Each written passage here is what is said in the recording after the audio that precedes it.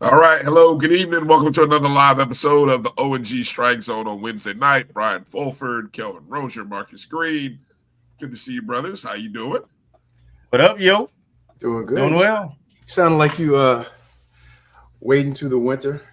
I'm horrible. I feel horrible. I sound horrible. I'm horrible. I'm just keeping it honest. 100%. We gave you Monday off. And I need look, it ain't help. I'm probably more congested today than I was Monday. That means that it's starting to come. It's finna come out. Then you're gonna get better. Has to get worse before it get better. I hope so. I hope so. I hope so too. Hello, everybody. And I'm not talking about your cold. No. Hello to everybody joining the show, wherever and however you're watching the show on Facebook, YouTube, Twitter, Instagram Live. Hello to all of our friends. Thank you guys for watching the show on Monday night. Nice job by the Avengers, Keith, Marcus, Kelvin, all a part of the show. Yeah, that might have been an Orlando thing, man. Go ahead and get your breath right quick, but that might be an Orlando thing.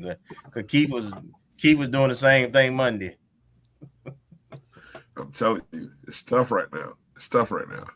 Gotcha. So what do you guys? What's the latest, Kelvin? I'm gonna go find some Vicks real quick. But go ahead. What's the latest? Well, there's quite a bit going on. Of course, the biggest chatter is centered around speculation about the hire. There's a lot of information going out. You know, there's some clear front runner, and we'll see where it goes. I have no confirmed inside knowledge, but what I will say is I'm feeling good. All right. Well, if you're feeling good, I'm feeling good. Oh man, this thing is like, yeah, just like you've seen it just on social media. People getting upset and jumping on people like, well, you keep your opinion to yourself and all this other stuff. Like, okay, folks. The sooner they announce it, the better. And I'm projecting Monday or Tuesday probably. Okay. We'll probably hear something. Well, that is all right. That'll be a nice little Christmas gift. I guess it'll be 2 years to the day or to the week. Yep. I just saw FAMU offered a particular quarterback. Today or a couple days ago? Yeah, a particular Division II quarterback. I just saw FAMU offered him. Everybody in the East. Everybody in the East. Everybody in the SWAC. Yeah. The entire East offered him. And if that's who I think it is, I was doing my research, of course, and updating. He took his high school team from Florida to I think it was state semifinals in 2020. Then he went to the Naval Academy before he went to his Division II school. So he's no stranger to postseason and leading. Where's he from? Seffner, Florida. Isn't that like that's Tampa area? Near Tampa, somewhere near there? Mm-hmm. Okay. We also offered his teammate too. I was going to say that wasn't the only one from that squad. Yeah. And sure enough, Tennessee State and SWAC's done offer that too. Hey, who's out there yelling at Gerald? What's going on out there in these streets? Why are folks yelling at Gerald? Man, happened? that's what I'm talking about. That's what I'm talking about. And actually, I did see that. Actually, I think that's one of my class of '87 classmates, but that's what I think it is. I was like, man, yeah, we on 3 PG. He's just doing his job. That's right. Doing a good job. Don't shoot come back from vacation. Come back from vacation. Don't get scooped. He gets scooped coming off vacation, and then get yelled at. Yeah, to B. Stark's point, I saw earlier this afternoon, or probably like 2 hours ago. Well, when I was getting out of practice, CJ Montez, quarterback that went to Kent State, and we had him on the hook, and he wiggled off the hook and went to Kent State. Back in the portal. We have to do a portal update. I know we want to get to everything. Yeah, right. Because we got some folks in the portal too. Yeah, and I just saw one today. In the portal? Marcus, you could probably tell us who's not in the portal. That might be better to start there. Who's not in the portal? Well, there's only about 10 that's officially have announced, right? Yeah, 10. And in fact, Jimmy Mack gave me a heads up. It looks like Jamal Haley just jumped in the portal. I didn't see that. So it's like I didn't see that till like a few minutes ago. So I was like, oh, okay. I mean, guys should explore that. And first off, let's clarify. The portal is not open yet. They are not in the portal. They are expressing an intent. Announcing, right. An intent, which that intent could go away based on circumstances. Mm-hmm. Right. So let's not start, throwing people to the wolves and calling them all everything but a child of God just because they jumped in the portal. And like we talked about last year, intent to go in the portal. They're not in the portal. But even still, I mean, I know we can pump up Mother FAMU. We want the best for our school and the best players to stay. But, if you look at it from a non-athletic standpoint, if somebody throws something at you that's got a little extra zeros to it or some benefits, if you're at your particular job, I mean, you have to take everything into account, but it's kind of the same because they're putting in more than part-time hours. Yeah, every week. And there's some uncertainty to something is announced, so you want to leave it open for that reason, and see if you fit the plans, the scheme, that you have the opportunities. So I get it. I understand. Look at Jackson State. They ain't got no turnover, and they all they best players in. Most of Bethune best players who could return are have announced. So it's just the nature of what we live in. Mm-hmm. Then of course you got some folks who trying to be divisive, take advantage of the opportunity that there's a transition, a new coach coming in, and that means that some coaches or volunteer coaches may be out. Who knows what folks trying to put in the atmosphere in some of those kids' ears. Mm-hmm.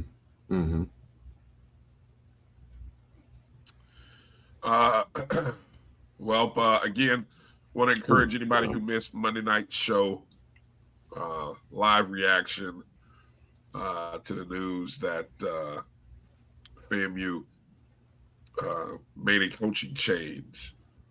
It's kind of interesting in looking at the headline and reading the opening paragraph. And I don't know if you guys touched on this or to what depth. Did the headline and the opening paragraph surprise you guys, or did it say anything about the change? I'm gonna go back. To be honest, I'm gonna go back and look because I skimmed it because we were deep on Monday. So I'm gonna go back and look at it. But the one thing that stuck out to me was, I guess the first thing, I guess we're in this transition period, that it came directly from President Johnson, number one, because typically, it would come from, even though based on from the NCAA rules, the president is ultimately responsible for athletics, but typically made by the athletic director. But we know that's in flux as well. The other thing is that she mentioned, I want to say near the bottom third, maybe the last paragraph, she specifically mentioned NIL. And I didn't look at the BOT meeting last week. And unfortunately, I didn't realize that I guess the athletic subcommittee meeting was in the morning. And I probably had a chance to look at it, but I heard, secondhand, actually watching Keith's podcast on Thursday, that she once again mentioned NIL. She mentioned that there may have been a volleyball player or a player from one of the Olympic sports that we did not get on the team, I guess, based on either not being able to fulfill or something along NIL. I don't want to misquote either Keith or President Johnson, but those are the two things that stuck out to me, because we kind of figured with everything going on that Coach Colzie was more likely, and it was very thin ice. But those are two things that I picked out in terms of her presence and stating it, and also her specifically mentioned NIL, and that going forward we need to do that.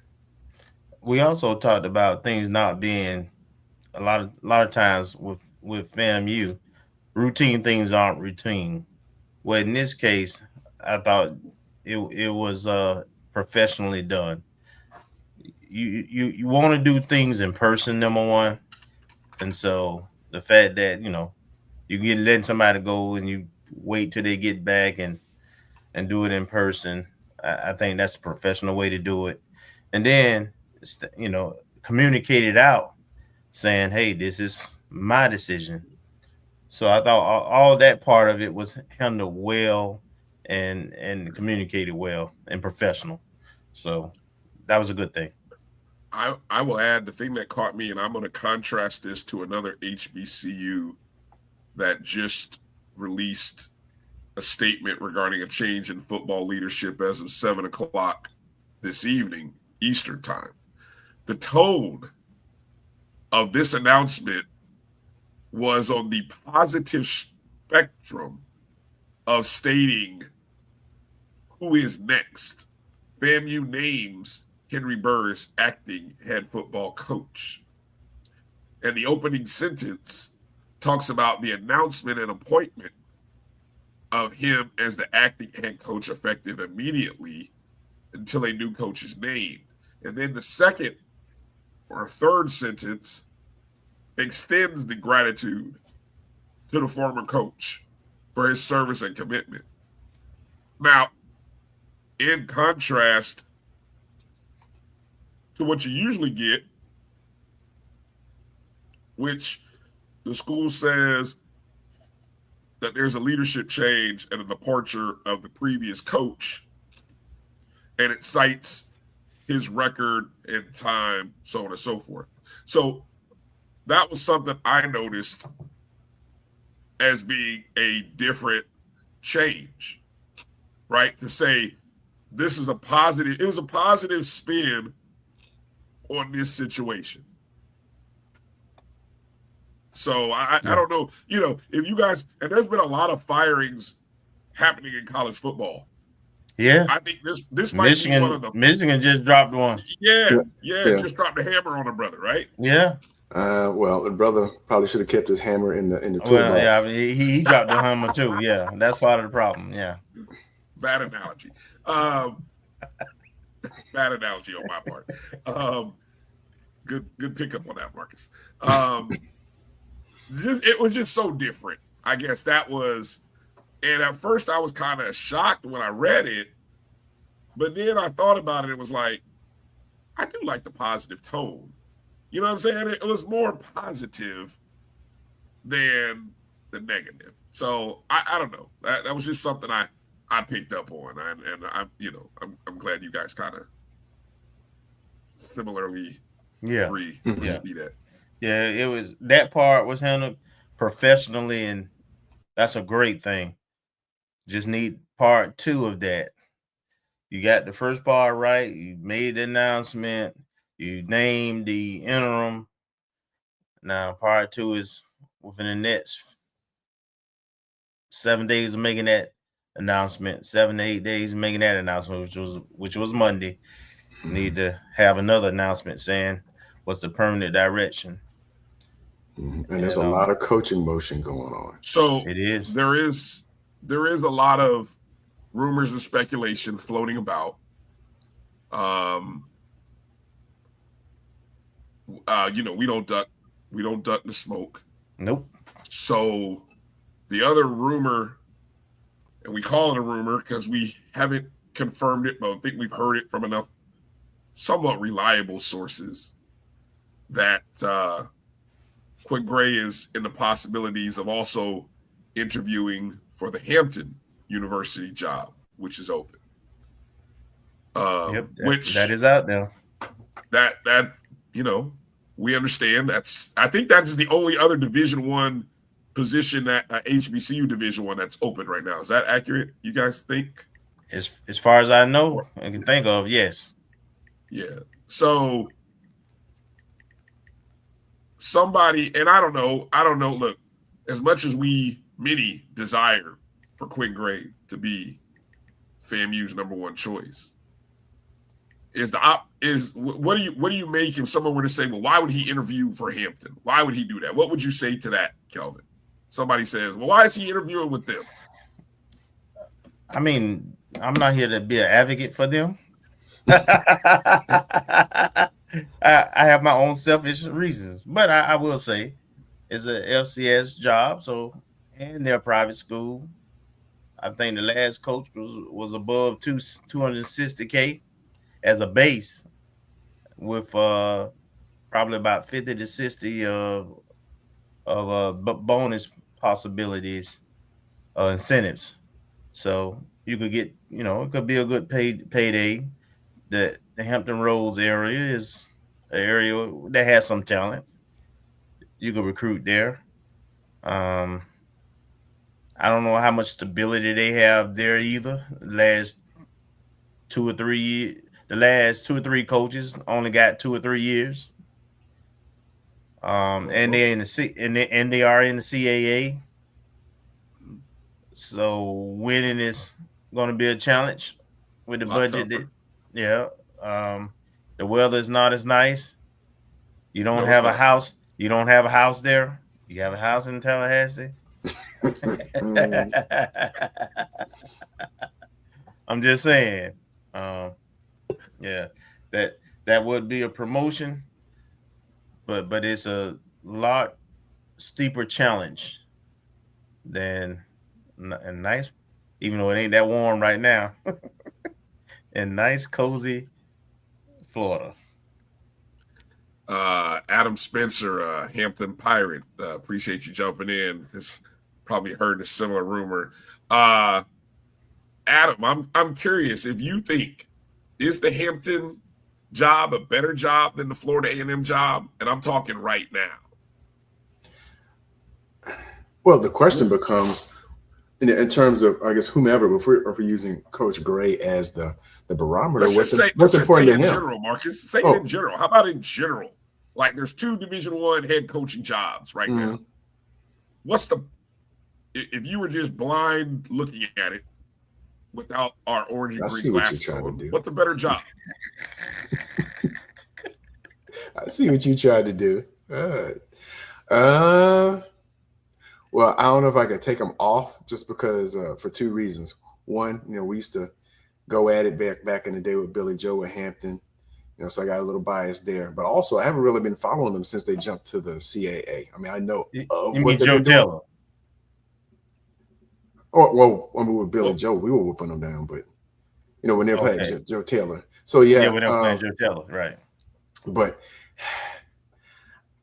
I don't know. It depends. One thing I would consider is looking at, and I didn't see the numbers, but I know somebody put it out. They looked out the payouts or the potential revenue for the conference.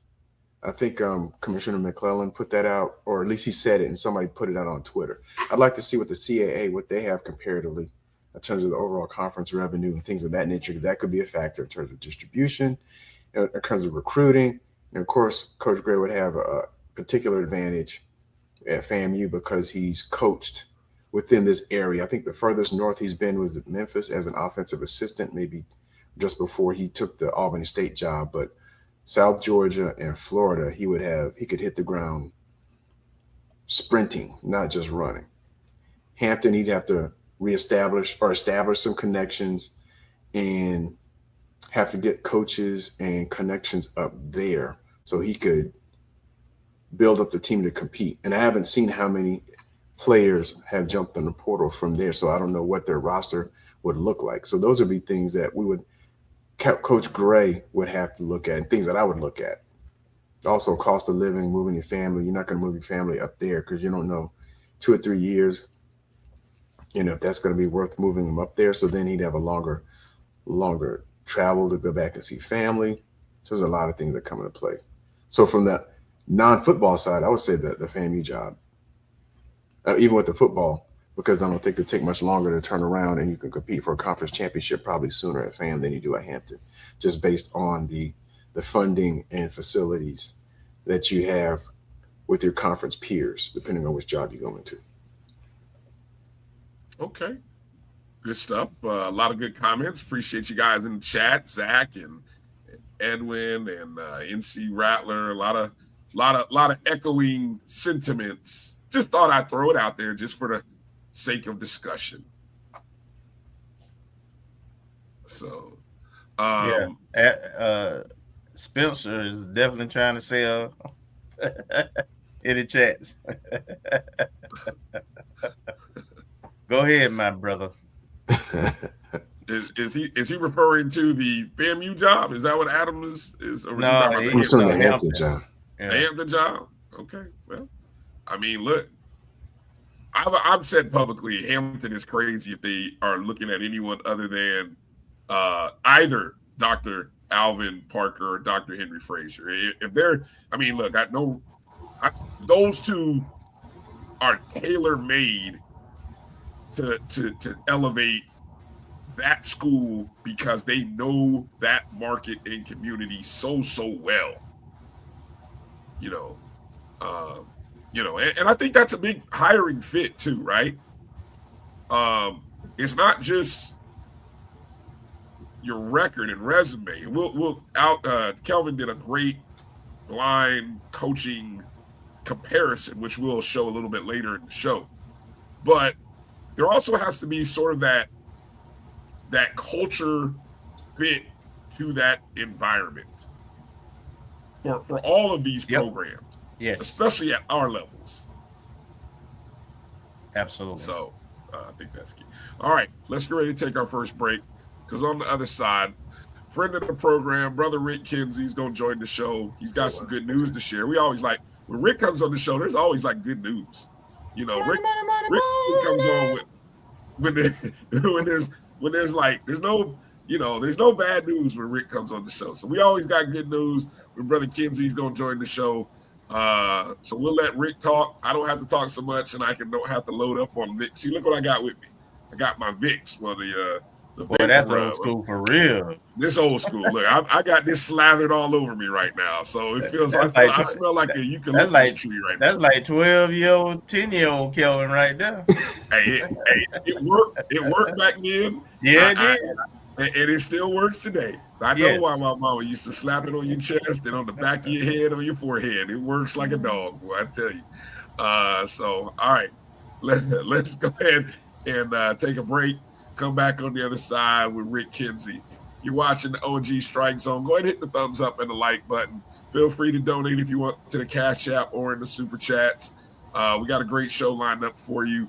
We'll be back right after these words. This is the Dean of the College of HBCU Sports, Kenyatta Cavill of Dr. Cavill's Inside the HBCU Sports Lab with Mike Washington and Charles Bishop. Come mix it up in the lab where the course lecture is in session every Tuesday from 6 o'clock p.m. Central Standard Time on Facebook Live, YouTube Spreaker, or the BCSN app.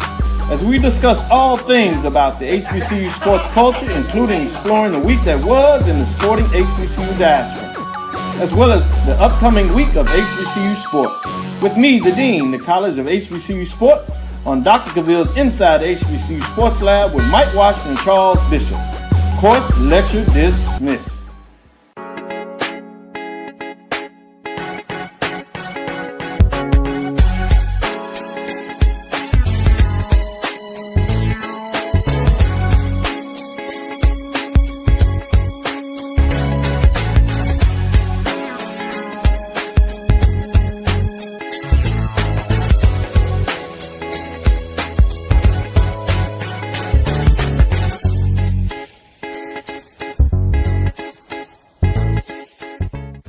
It's never too early to plant the seed, to share the tradition, and instill a sense of pride in your HBCU with your little ones.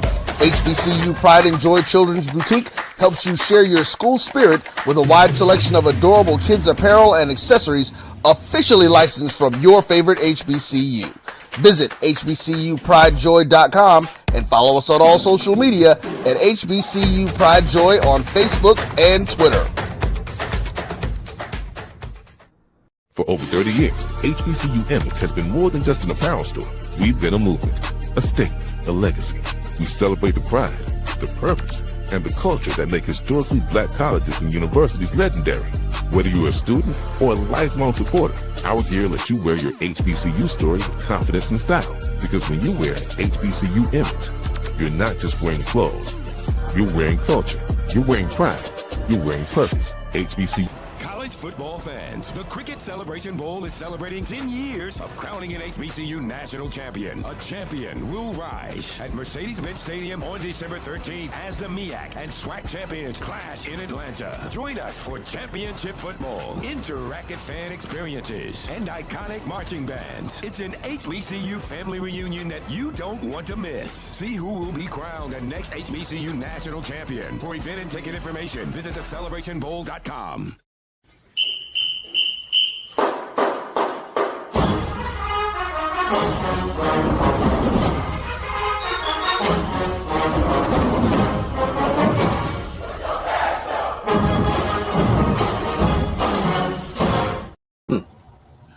All right, welcome back to the O&G StrikeZone. Bryan, Kelvin, and Marcus, and joining us is good friend, brother Rick Kinsey. How you doing, Colonel? Hey, doing well. How you guys doing? What's going on, Rick, man? Good to see you, brother. It's always good to see you guys as well. Happy holidays to you as well. Same to you. Yes, happy holidays to you as well. Well, why don't we, before we get into talking about the track fundraiser and results, let's get your take on the latest FAMU news with the change in leadership with the football position, head coaching position. You know, one thing I'm not good at is choosing who the next coach is. You know how to do. I do understand wins and losses, and I think Colzie gave us a good run, and I thank him for that. And one thing I found out is, see, when Rattlers choose their coach, that's not what I'm good at, so I'm not going to get involved in that.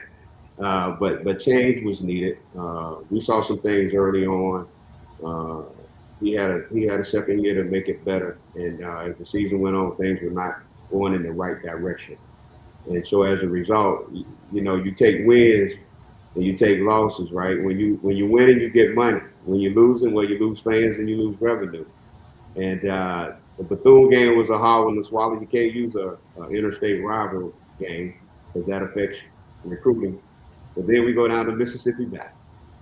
Okay, it's that was hard to stomach, and so, you know, we made the right decision, and I think that, you know, our programs deserve the best that's out there, and I think it was the right decision to cut ties and see if we can find somebody better. So I'm sorry it took so long.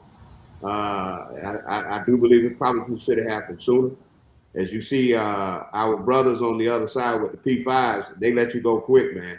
And they pick somebody up quickly. So they don't take years to make an announcement. They already know who they want. They get rid of some folks, and then, hey, bam. Before you know it, they got somebody else. So what I want for FAMU is whoever we are going to have lead this year is that we, one, get the best coach, but two, provide them the resources that they need. Yeah. Okay, because you know, if you look at athletics, we got a lot of openings and vacancies in the program. So no matter who the coach is, they're gonna have some struggles, regardless. And we have to do a better job at providing facilities, providing financial support, and setting them up for success. Okay, we can't expect them to win, but we don't have a true winning facility and a program in place. So I hope that whoever we bring on board, we really, really take a good hard look at the infrastructure that we have in place to set a coach up for success. And I hope that's what we're going to do. Well like said. I know who a forerunner is, but again, I have never been good at selecting coaches, so I'm not going to start now. All I ask is that they come to Tampa and recruit some players from down here because we got some powerhouse players down here in Tampa. Well, you guys talk about Sefton, Florida. That's right down the road. We got Onwood High School, Tampa Bay Tech. Of course, that's where I went to high school, so I'm always going to vouch for Tampa players because we do have some great athletes here. Yeah. I'm giving you Kelvin, but I'm curious since we're talking about it and the fundraising efforts, and you mentioned that powerhouse group down there where you're from. Can you go back in memory and think about what was it like with, say, Coach Simmons, in terms of the new coach named? We're kind of coming out of a dark era and the excitement there was, and what were those initial fundraising efforts? Were people really charged to give their money at that time, as you can recall, or was it a build? Are you asking me or are you asking Kelvin? No, you. I'm asking well, it's like anything. It's a bill, right? When we bring on coaches, when you're winning, it's easy to raise money. Now that's from an alumni standpoint of view, right? So when I look at alumni fundraising, we're looking at $100K. When I look at the enterprise, i.e. the institution corporate headquarters called Florida A&M University, we have to go get $500K and above. I have yet to see that. So how can you win a program, have a winning program, when you don't have millions of dollars coming in from corporate sponsors? Okay, and so we gonna do the best we can, as I call it, at the church level, right? That's us. We can get you about $100K, but that doesn't sustain a program. So when you look at the various groups, auxiliary groups, the 220 Club and the F Club, because again, the Boosters is a DSO. The National Alumni Association is a DSO, and the foundation itself is a DSO. The National Alumni Association mission is different. It's not to actually go and raise money for athletics. That's why we got boosters, right? So the boosters have to go out and figure out a way to bring in a stream of income in the $500,000 and above consistently, okay? And so what I see, Bryan, is when you're winning, folks are willing to give, okay? And even in losing, folks are willing to give. But as you all know, with winning comes money. With losing, and when you look at now, we can watch the games on TV. You know, folks won't travel to Tallahassee because they already think that the cost of hotels are too expensive. And when you lose it, that's what they pay attention to. When you win it, nobody's worried about really the prices of the hotel. They are, but it's not a big deal, right? Right. But when you lose it, they focus on things like that. Why am I paying all this money? Why am I giving? And when we don't see the results, right?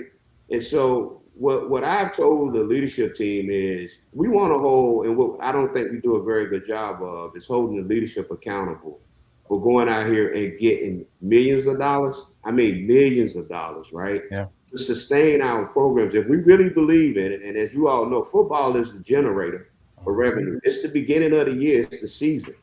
And so when you start out and you're having a losing football season, it permeates into the fall, it permeates into the spring. And, you know, folks are on the bubble about what they would like to do with their funds, and they're talking about taking a gap year. We can't have gap years of giving. Nope.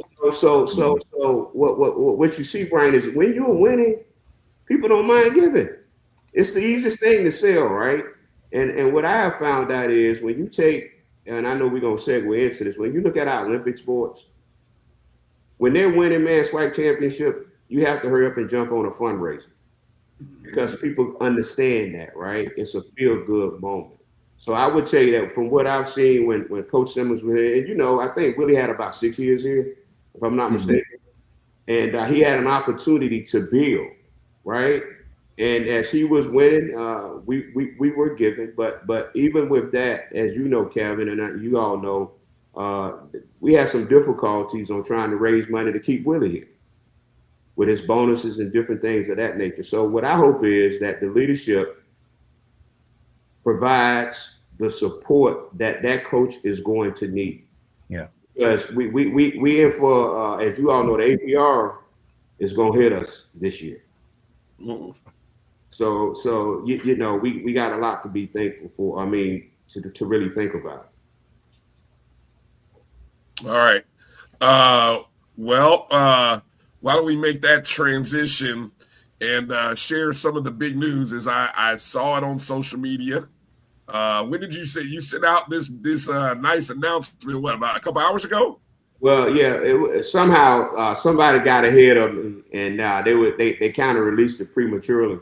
And so Kevin, you know, I'm gonna have Kevin do some talking because he can tell you how all this came about. But let me just say this to you guys. I am always thrilled to death at the support that our fan base provides us. Okay, and so we had over 168 donors, and as a result of that, we brought in over $49,000, and the goal was only $40K, and we brought in over $49,000. I think tonight we'll hit the $50K mark. But when folks say that we don't support our student athletes, I beg to differ.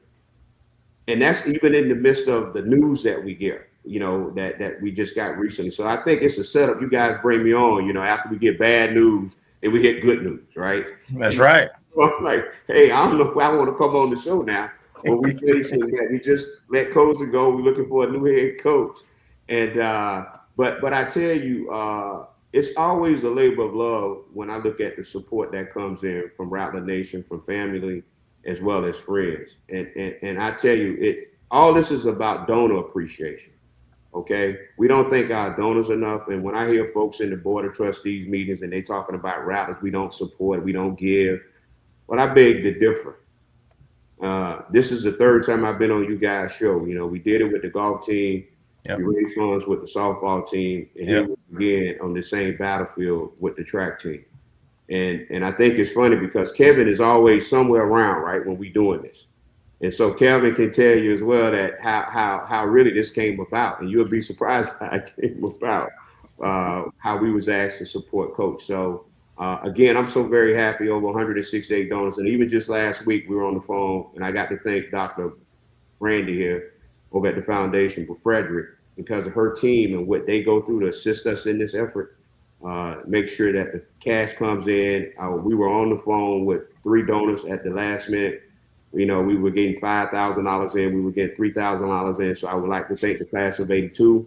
I would like to thank the men of Kappa Alpha Psi Alpha Z chapter. And I would like to thank Black Dollar Give Day and the Rattlers in Arms because just last week, man, things were happening. Text messages, emails were going on, and that money was being transferred into their account. So it's always a labor of love, and we're just so grateful for everybody's support because this is a we thing. Okay, and the Rattlers stood up, showed out in the midst of a losing football season.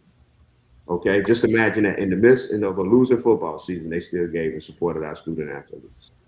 So we're grateful and we're thankful. Hey, I put the link again in the chat groups for everybody. That QR code in the top right corner should send you directly to our FAMU track fundraiser.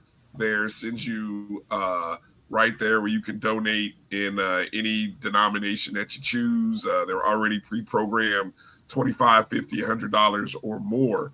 But let's not stop at the 49K. Yes, we went. Let's not stop. Let's keep going because track season is off. And hey, the Rattlers are already burning up the indoor tracks. Yes, already. And Bryan, I tell you, you know, that guy up there called Kelvin Rozier, it's the biggest setup in the world, right? We were not even done raising money for the softball team. And we sitting in the locker room. Kelvin, I'll let you tell the story. Because Bryan won't believe me, right? How this all comes about, the ambush, how it all takes place. I'll just say we were finishing up the softball fundraiser and you know, trying to get all the marketing and promotional stuff the announcement for that. And we were outside with Coach and the Coach Ellenwood, Coach G, He saw us out there and he made a beeline straight to Rick. Say, hey man, I need you. He put the full court press on, and you know, Rick does a lot, and he's a busy guy. And Rick has supposedly not gone to fundraise for about a year now. Every fundraiser is his last. Yeah. That's the running joke over at the foundation. Mr. Kids, we've heard that before. I know this is your last time, and I'm here to say on your show tonight, I'm gonna have to finish this stuff away after this because it's been a lot, and I tell you, while Kelvin is laughing, you know, it happens this way, right? We were just trying to finish up with softball, and Coach G came and strong on. I say, Coach, I hear you, but I got something else I got to do. We got to hurry up and get over to the foundation, right? And he really thought that I was blowing him off. And that night, because we had the Hall of Fame game that night, and then I saw him, I said, Coach, I haven't forgotten about you. Just give me some time to breathe and get this out the way. And I tell you, at homecoming, he made a beeline to the RV. And this is what most people don't understand. Our strategy is only 60 days. We started this effort October 10th. Today is December 10th. I want you to imagine that, okay? $49, almost $50,000 in 60 days. When we did the golf, it was 60 days, 76,000 in 60 days. We don't go more than 60 days because you start to lose people at that point. And so that's why I say, you know, and even this has been a tumultuous year, as you all know. And Kelvin will tell you, I reach out to him, I say, man, I think it's going to be a little hard, right? There's always a bad announcement that takes place. And I say, hey, man, we got to hurry up because now we're trying to raise money into the Christmas season. It gets tough. And I would tell you, man, last week, people were still pouring in. And even tonight, I'm looking at it. Somebody else just donated again because I can see it in real time. So I thank them for the $200 we just got in. But I tell you, our Rattlers will stand up, show up, and show out. Yep. And let me tell you, if you know, this is not the first time I talked about supporting Olympic sports, right? If everybody chooses an Olympic sport and we can raise $20,000 to $30,000 for those Olympic sports, they are winning, man. Yeah. Look at what the volleyball team just did, okay? And Coach G, and I would tell you that coaches support each other. Yep. One of the things that was so breathtaking, I guess, and heartfelt, when Coach G called me up, he said, hey, I would like to give and support Coach Garfield. Imagine that. Another coach saying he would like to give to support a coach, right? That's pure love. And that's why I say, hey, that's the thing that keeps you in the fight. And you know, one of the things I've expressed to athletics, the best sellers of our fundraisers are our student athletes. Yes. Okay. Ariana, the young lady that was with the yard runner with the sneakers, y'all remember that? Had the Oh yeah. That young lady, I call her, she is showcase ready. And what I mean by that, you can put the camera in her face, and she's ready to go. So what I have asked of the athletic department, have our student athletes sell our programs. Okay, we have to do better at that because when the student athletes reach out, they can play on the hearts and minds of donors in a way that we can't do it. But that young lady, to hear her talk, and the one show y'all had Dawkins on, and when they hear Dawkins' story, yes, folks, that's what we have to do a better job of, right? Yeah. One of the things I've also asked the foundation to do is put on a workshop for our coaches. We have to actually teach them how to be business developers. Coaches have to have a 2-minute elevator speech when they reach out to donors. They got to let them know what they need and how they can support us. So they got to have at the ready their links. They got to tell them what they need, and you'll be surprised donors will pour in and supporting us. But that young lady right there, showcase ready, man. When you meet her, she is ready. Very intelligent and can express her concerns, man, very well. So I hope that what we learn from this effort is just let the student athletes help us raise money, because I don't think there's nothing illegal about doing it. And also, I will follow that up, Rick. And this is what we're doing, and I think it's a good formula with what you do to have this platform also to actually tell the story. Right. Because it's one thing to ask, can you give me some money to support this initiative? But when you can bring on the coaches and the players, and they can talk about the impact that the giving does, and they can show and verbalize their experience directly to the givers and the donors, I think that's very significant. No, it is. And let me tell you, man, I mean, if it wasn't for you guys, you have a platform that we don't have, right? And you all have played a very important role in getting the message out. And I have to tell you as well that this is a collaborated effort, right? It takes the O&G StrikeZone. It takes the donors. But if we don't use your platform, and I thank you for allowing us to use it, it what takes us over and it gets the word out. Because a lot of people watch your show and they give because a lot of times people just don't know, right? And that was one of the things, too, I was talking with the athletic leadership is about their marketing has to be better.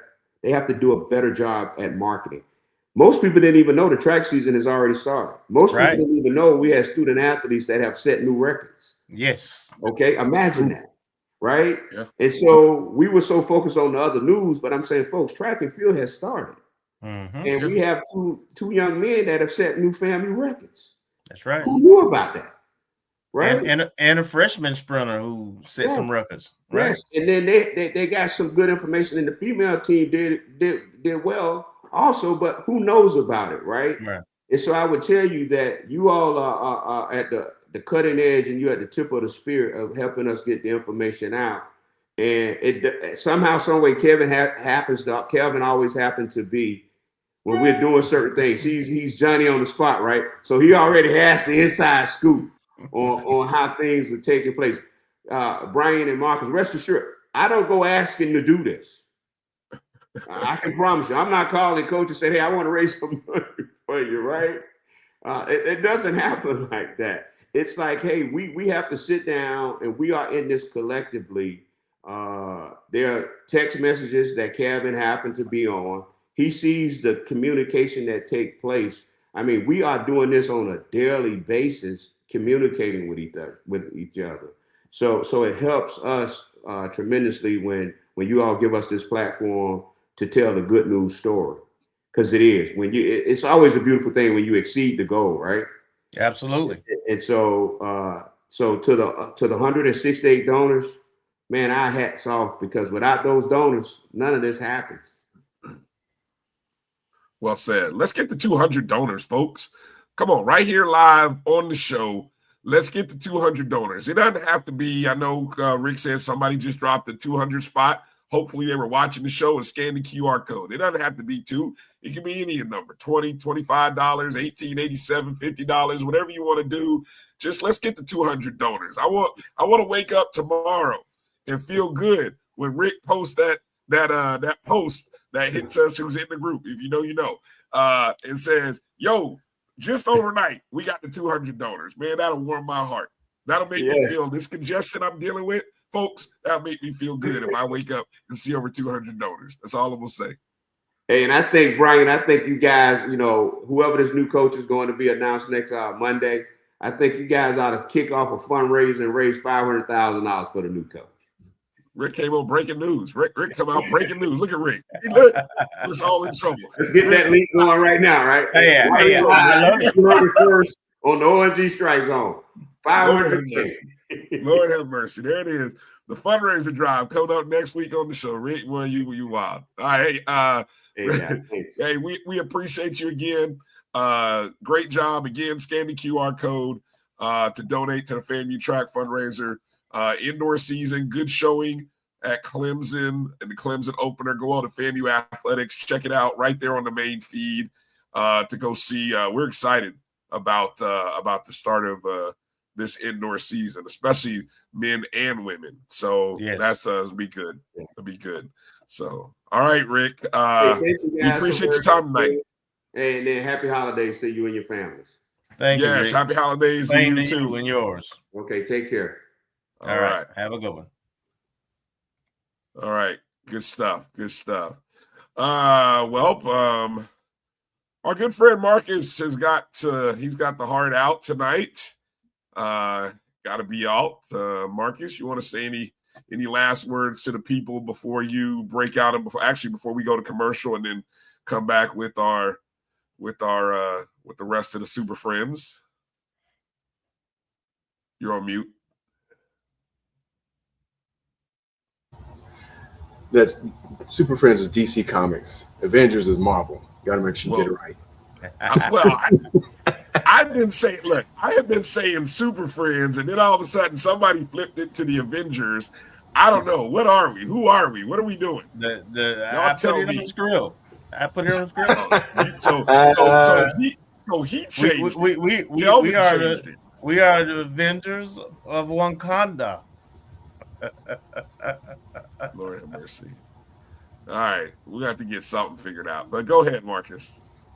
I just want to say once again, thanks to everyone tuning in for this holidays, and thank you for the opportunity for us to get together and objectively, as much as we can, as much as we love FAMU, present the news for everyone to hear, listen, and glean from. And I appreciate both you and Kelvin for reaching out. And also on Monday night, that was my first time being on part of the Monday night review. So I want to thank everyone that allowed me to jump in and do that. And it was fun. I'm still catching up on my sleep. I had to take a nap today because it was a little late, but it was fun. And, just continuing to have that collective input from all of our Rattler content producers is a wonderful thing. Well, I'm sure we appreciate, we always appreciate you, Marcus. And hopefully by next show, Marcus will drop a lot of recruiting nuggets for us. I hope I have a lot more than what happened last week, because we only got 2. And I don't know if I have to double check, but I'm pretty sure they put in an addendum, that if your coach leaves, I don't know if you're necessarily held to that NLI. So the 2 that we had might be in jeopardy, depending on unless the new person that comes in does a great sales job. Well, good points. Well, we'll see what happens. Marcus, you want to hedge any bets? Will we have a new coach when we come on the air next Wednesday? We're going to have to, because it's recruiting season. We're having players jump in the portal. And we saw what happened last time when we had a prolonged coaching search, regardless, of Coach Colzie eventually getting the job. But having almost like a month, 6-week time frame puts you really behind the 8 ball, especially with the contracted transfer window and opportunities to recruit players. We need somebody sooner rather than later. So I'm going to say yes. Oh, all right. There you go. Love your positive outlook. All right, ladies and gentlemen, make sure to hit Marcus up on Twitter, Instagram at Decatur_G. Any of your recruiting related questions, Marcus will always be there for you. We look forward to seeing him next Wednesday.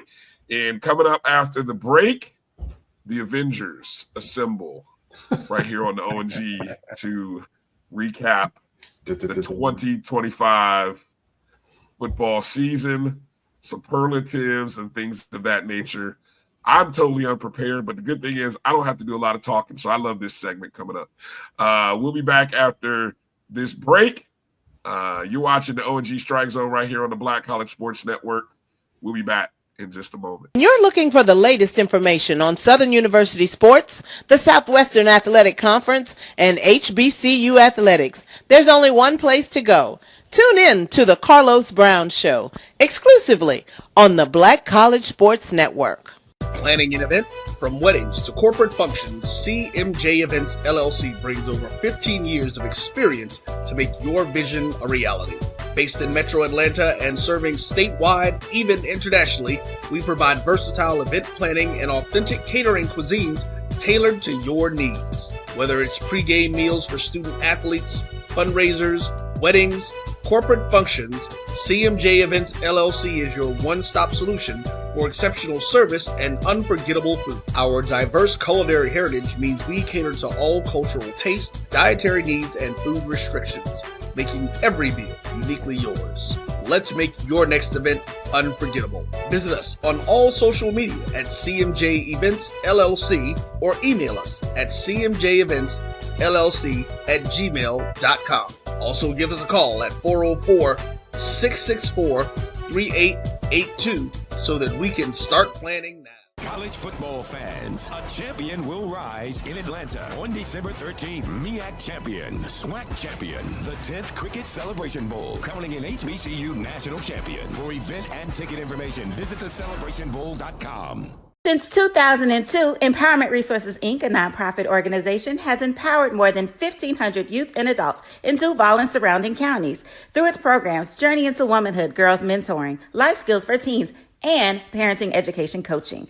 To get involved with programs, volunteer, or donate, visit www.empowermentresourcesinc.org. Follow us on social media, facebook.com/empowerment.resources and instagram.com/empowermentJAX.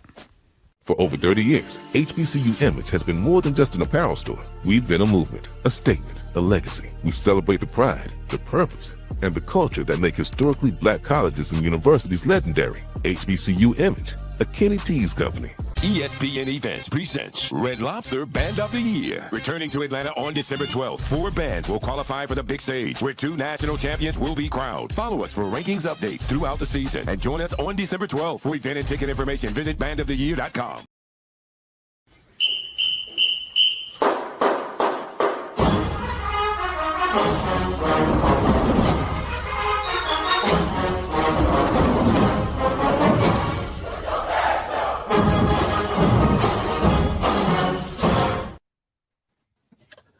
All right, welcome back to the O&G Strike Zone. As you can see, it's a full house of the friends, as Kelvin likes to call them, the FAMU Avengers. Did I say that right, Kelvin? Did I get the tag right? Yes, FAMU Avengers. You see, how you not see Iron Man up there in FAMU stuff? You notice FAMU Avengers. Come on, Nick Fury, get it right.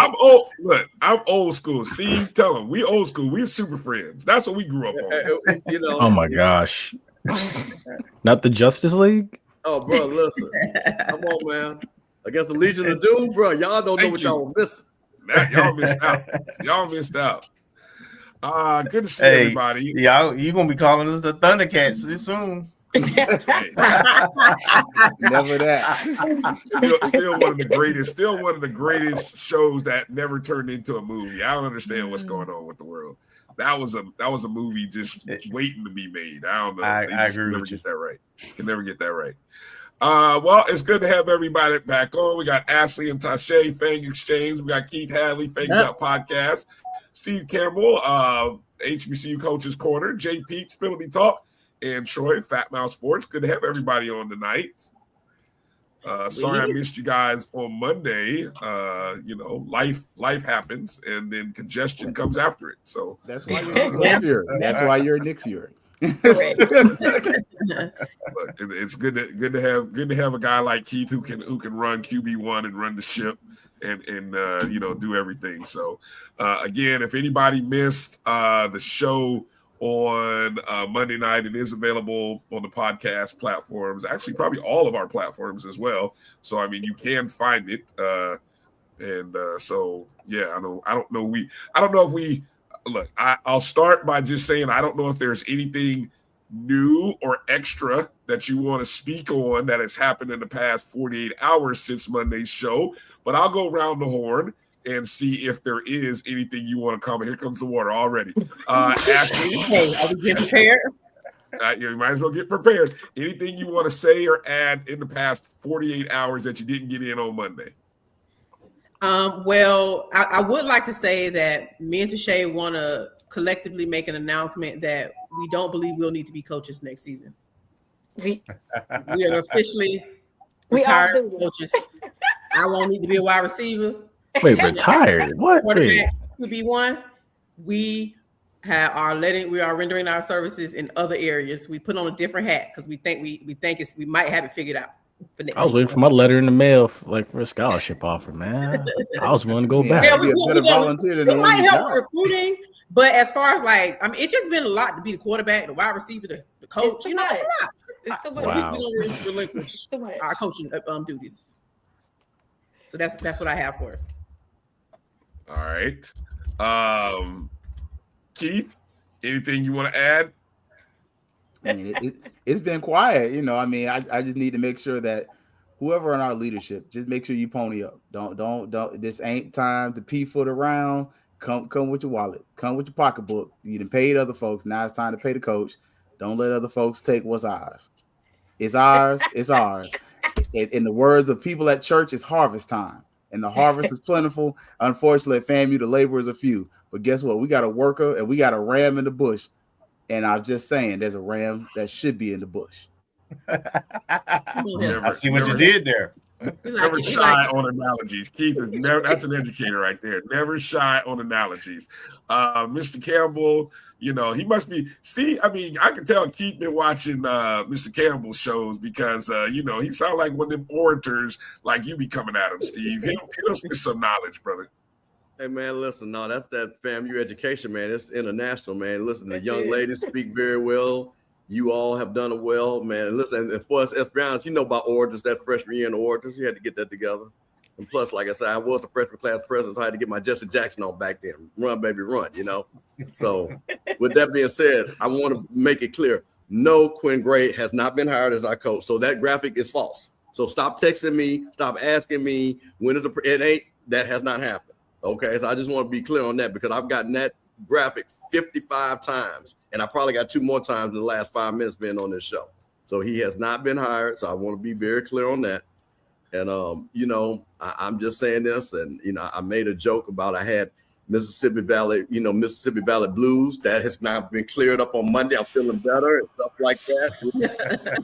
So it for some reason only struck Rattlers. It didn't strike Tigers. It didn't strike Lions. It didn't strike Panthers. It only struck Rattlers. They only happen once a year. So I'm glad that we got a vaccination for that. I'm feeling much better. Just to let y'all know I'm good. I gotta give a shout out to my guy who put that. I know my guy who put that graphic out that you're referring to, and when I saw it, because of course, just like you, Steve, I got hit with it about 3 times, and I saw who posted it, and I'm like, bro, I'm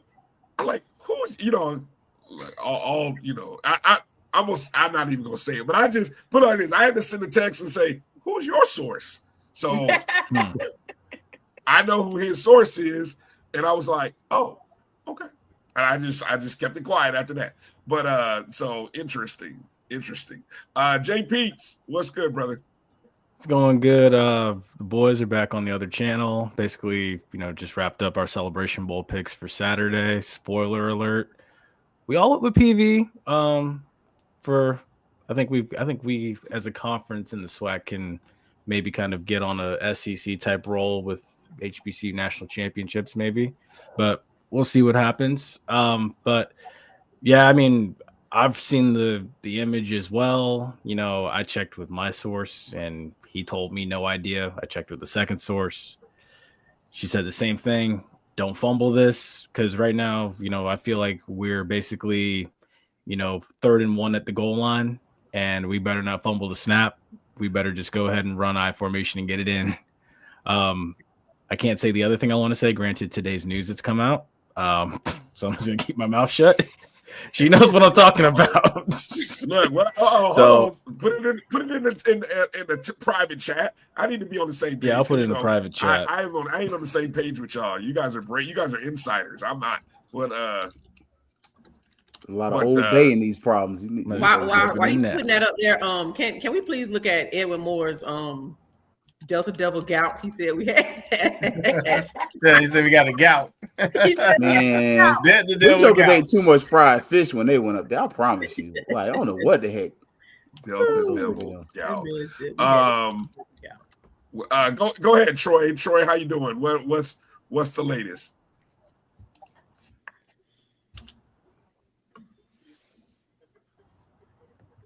Wait a minute, did we lose Troy? I like to be clear. I don't know nothing about nothing.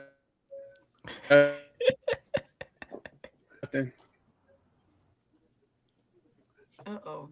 Troy. Yeah, so I don't know nothing about nothing. I want to be clear on that. It's the Ibis. It's the bleeping Ibis. It started last night. That bleeping Ibis got Troy last night, and he sniped him again. Somebody put Ed Reed up there in the chat, and that's who keeps sniping. He likes somebody getting him. When you don't belong in the playoffs, Keith, something like that happens. I'm just saying. Anyway, I'm just saying. Yeah, Brian, you might want to check the private chat real quick because I did. All right, I got you. I typed. Yeah. Oh, yeah. Okay, yeah. Okay, yeah. Okay, good stuff. So we'll wait on Troy to get his. I know he'll jump in with his connections and things like that. Kelvin, do you want to show before we get into recap? While we got, I was going to be petty because I am an alum of Petty A&M. Can everyone raise their hands if they got the SWAC championship game correct? If you picked the correct outcome of the SWAC championship game, can you raise your hands? Because the cousins both said it. Only 4 out of 7 got it right. Hold on, let's see if Troy, are you there? I'm back. There you go. I'm back. We were just taking an informal poll. Who got the SWAC championship game right? That's all. Just kind of. Can I make one statement though? I'm gonna put an asterisk by mine because I said this. I said if Cam Peters plays like an all SWAC quarterback, Prairie View will win, and he played like an all SWAC quarterback with 294 yards passing, 100 yards rushing, and I did tell that. So I did say that. Yeah. And I said Prairie View plus 8.5, and I won there too. So cha-ching. There you go. So winner, chicken dinner. So good stuff. Good stuff. All right. We'll talk about already for that Celebration Bowl. Get up for the Bulldogs. Yeah, everybody get up. Wait a minute. Wait. Okay. So let's go back. PV, but I'm not taking PV. I'm taking SC State. Okay. Raise your hand if you're going with South Carolina State Saturday. 1, 2, just 2. Okay. All right. Everybody else is going for Prairie View, I guess, right? You see Prairie View winning this, yeah? I'm a SWAC guy. I can't do nothing else but that. I think I see Prairie View. But it is a tough one. I think it's gonna be close either way. But it's gonna be a good game. I want PV to win. I'll be sitting on the SWAC side cheering them on, as I did last year for Jackson and everything. Y'all might get me for that, but I'm always gonna root for the SWAC since we in the SWAC. But I do think that Chinnis is gonna come back with a vengeance, and he ain't gonna go 2 times straight and lose. I got SC State by 3 touchdowns. Brian might have a grade that says it's different. 3 is crazy. Brian might have what? 1 for the 5, 1 for the new. You may have a graphic that says different. She said that Chinnis ain't gonna lose twice in the championship game. Look at his postseason record. I know. But I got you. I know. But I got him. Yeah, I just. All right. Let me show the coaching graphic. What do we call this? The blind resume, right, Kelvin? Yes. So the blind resume. I'm gonna have to take the chat out here for a second. Let me see if I can get this to work the way I want it to work. Is it blind or does someone else know? Let me see. Well, I'm pretty sure you'll be able to figure out. It ain't gonna be hard for you intelligent folk to figure it out, but it more so is. Let me see how the best I can bring this up. Okay, so to bring this up in a way that says, what do you value? Where candidate A, Coach A, with an overall record of 24-11, 20-4 in conference play in his first 3 years of coaching, right? Has managed to win 1 national championship, been to the conference championship twice, won it, 1 playoff appearance, and a 2-1 record. Coach B, 27-7 overall. And you can see in his first year going 500, 5-5, and then unbeaten in year 2 and 3, winning 2 Black College national titles, 2-0 in conference titles, but 0-2 in the playoffs in 2 appearances. Coach C, 30 wins, 9 losses. You can see he had a very rough year 1, but he turned it around in year 2 and 3. No quote-unquote national championship, although he came very close. Went 5-2 in the playoffs in just 2 appearances. And then Coach D with a 18-15 record. Real rough first year, but rebounded quite nicely in year 2 and in year 3 appropriately. So we'll go down the line. I'll start at the bottom there with Troy. Troy, what do you value from this quote-unquote blind resume? So first off, I want to say being colorblind got somebody in trouble, and I can see what this is. I'm about to say I know exactly who I'm picking. So my pick is over there.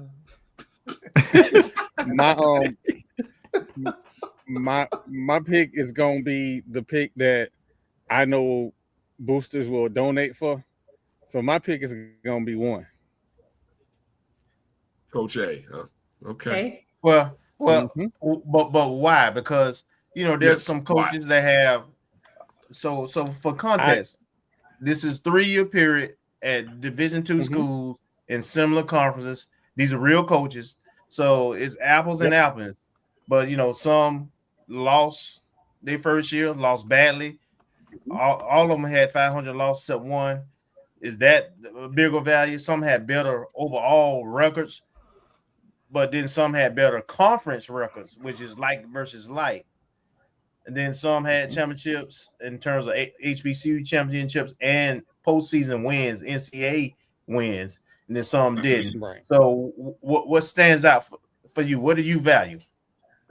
It's the overall improvement from year 1 to year 3. So year 1 and year 2 are very similar, but year 3 shows me that not only did he get it in the HBCU space, he got it on the national space. So if I'm looking for a coach to take Mother FAMU to the next level, I'm looking for a coach that is not going to be SWAC good, but is going to be national good. Okay. Jay Peeps, how about you? What do you value when you look at this resume of 4 different Division II coaches? So maybe I was cheating a little bit. I did a little bit of research with this just now because as y'all saw me grab my tablet real quick. So for me, when I look at Coach A, I went back and kind of just studied through, the numbers and stuff, margin of victory, things like that. And, year 1, 2023 was what you would expect from a first year coach. Year 2, the numbers kind of, or the point average kind of went up there. It was a higher success rate, I should say. And if I'm not mistaken, I believe there was also a conference championship appearance that I saw here. Yeah. And then, you go to this season as well, then you start seeing, again, the margin of victory gets even wider, an undefeated conference record once again. And then, of course, 1 loss is to a Division I opponent. And then the other losses in the playoffs as well. So my thing, I'm like Troy.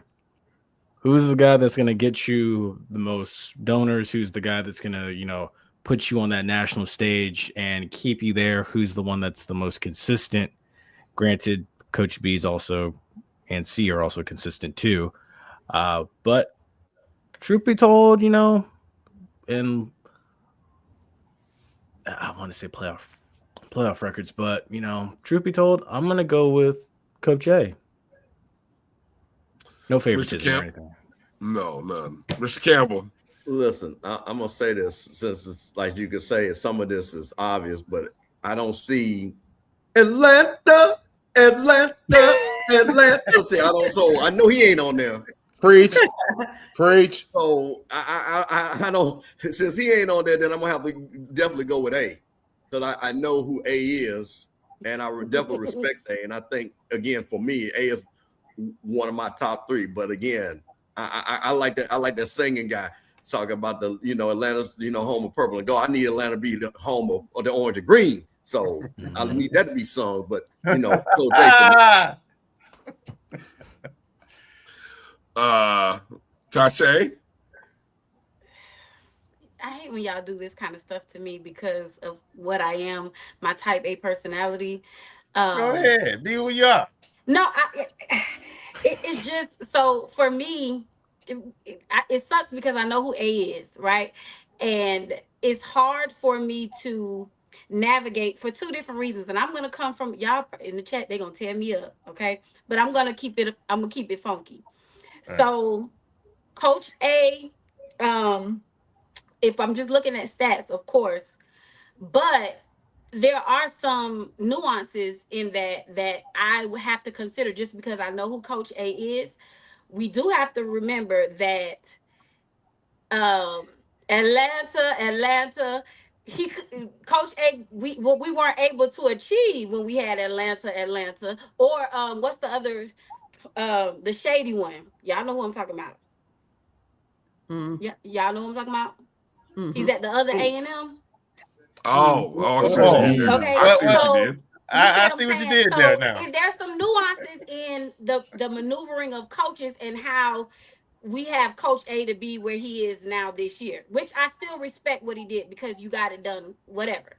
But, you know, for that reason, I'm still going to go with A because, like I said, the nuances just with me knowing who it is. I believe that there is some Rattler, there's a need for some Rattler culture in the locker room. We need to get back to that. But I just think that it's hard to look at this just from straight data and statistics because there's a lot of nuances in all of these stats. So I'm going to just say that. I'm going to leave it at that. All right, Keith. So I know who Coach A is, but if I'm looking at straight records, y'all say what y'all want to, Bobby. I'm taking Coach number C there, boss. Call me Uncle Ruckus if you want to. No, go ahead. No, but I'm looking at the record, and you know, I purposely did the joke because some of y'all gonna be like, "You just love the white man," and no, I don't just love the white man, but I definitely I like the white man. I like the white man.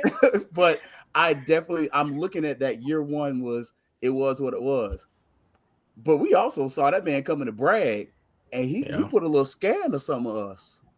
The year number 2, 7-1. Year number 3, 13-1. Last year 2 losses, my bad. And he lost the game in the playoffs. And it was a close game against Newberry, and Newberry gets a kickoff early on in the game. And he's shown that he can also recruit Florida very well. And he's taken talent that other coaches on this list have turned down and has made something out of it. He's taken controversial talent. That quarterback was controversial, like to the point to where Coach number A was told pretty much he couldn't take that quarterback. So imagine if Coach number A had that quarterback. Coach number A. So number A. Look, I'm Tallahassee country like that. Oh my God. So I'm saying looking at the numbers, C, but knowing who A is, it obviously is going to be Coach number A. No, he said it again. I showed you on purpose. You did. On purpose. Ashley. Okay, if I can be objective with just looking at the numbers, right? Right. Coach C absolutely jumps out, right? And what I see is year one was, again, something you could expect from a year one. I like the overall record as well, although Coach A's record isn't way off, but I mean, it's still a better record overall. Then you look at like how they improved from year 1 to year 2 and then to year 3. To me, speaks to philosophy, culture, and recruiting, potentially, because maybe this coach came in and just had to take what they had in year 1 and kind of instill some things, and then kind of flip the room and instill culture, instill the boundaries of what their philosophy is. So Coach C jumps out to me. Off, and I don't like that national championships is at 0. I will be honest, because you want the trophy at the end all be all of it. But this Coach C gives me hope that in 2025 we can keep this going and kind of it's so close but so far. So Coach C come back after all this 2-0s and the conference championship appearances, playoff appearances, 5-2, your playoff record. We're gonna give you a contract extension because you already in year 3. We're gonna give you your contract extension. We're gonna come back and we're gonna build on what we've already had. So I got a lot of faith in Coach C, and I like that overall record. I like to win. So Kelvin, I don't know. Does Gerald and Zach know something I don't know? I mean, what do they know? Right. What do they know? They know who each coach is, and so they know when someone is speaking and they thinking it's one coach, but it's not. I'm going to reveal the coaches. In the chat. Oh, well, I got you. And on the panel. Y'all go check the chat. Go check the chat, Keith, because Yeah. Yep. Is that who it is? Probably. Well, Keith kind of insinuated. I'm gonna reveal it until I looked at the year. When I saw 2024, I realized I'm like, no, that's ATL Pro. That's not who I thought it was. Yeah. See, I like that. Yeah, I like that a lot. I like that. You did real well with the nuance. That, Ashley. You did real well with the nuance. There's a lot more nuance that I got out of this in doing this project. But Bryan, you go first before I talk about why I did it and reveal who the coaches are.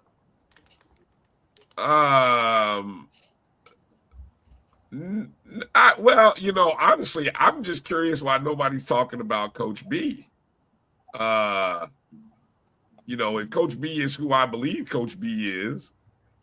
I mean, short of the inability to finish the end of the season on a positive note, I mean, Coach B is pretty doggone impressive. And, would be worth every penny that is coming to his way, that should be coming his way by a lot of these job openings that are out here. Because if I'm not mistaken, Coach B is now coaching in the FCS so Atlanta, that's where I would be looking, but that's me. But who are they? Go ahead and go with the big reveal, Kelvin.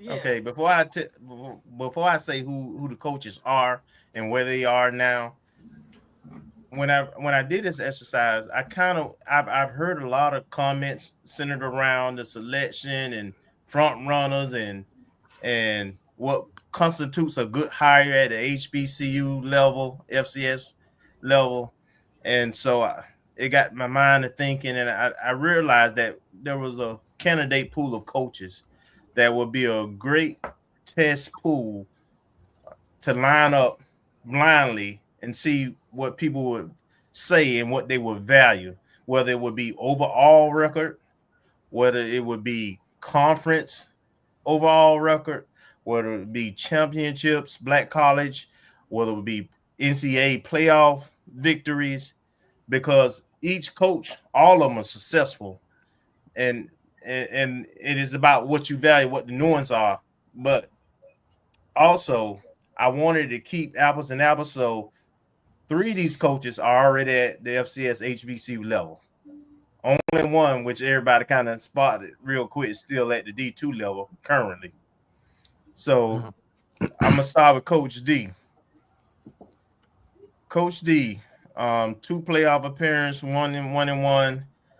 He's at Alabama A&M right now. This was when he was at Miles. The 3 years he was at Miles.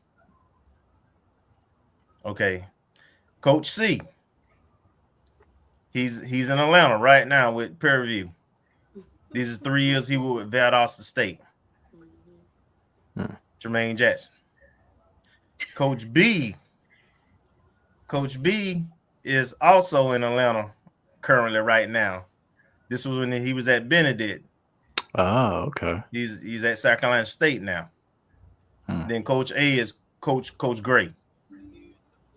And some of the nuances that I picked out was, for me, what stood out was actual conference light versus light record, as well as playoff records, because I like postseason success.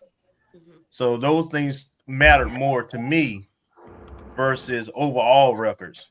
And then Tasha started down a path about nuances, and I didn't want to make it too big and to go too much in the rabbit hole.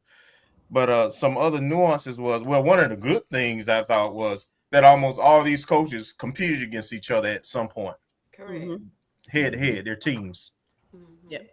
Yep. As a And matter of conference fact, talking about scheduling, which is why I poked when I said I focused, and this I had to look at it though, and it made me go down the rabbit hole.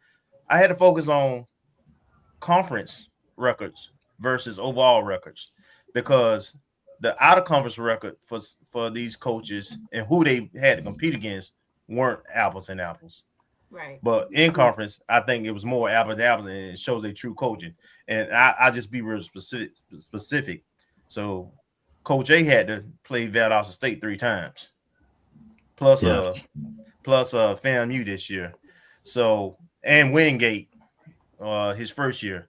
So the out of conference competition that Coach A played, I think, contributed a little bit more, especially early on, to not have as dominant, even though it was a great record, it wasn't as dominant as the other coaches. Honestly, when I did this, looking at it blindly, even though I knew who the coaches were, I agree Coach C probably had the strongest resume because they got the postseason wins and 2 conference titles and the best overall record of all 4.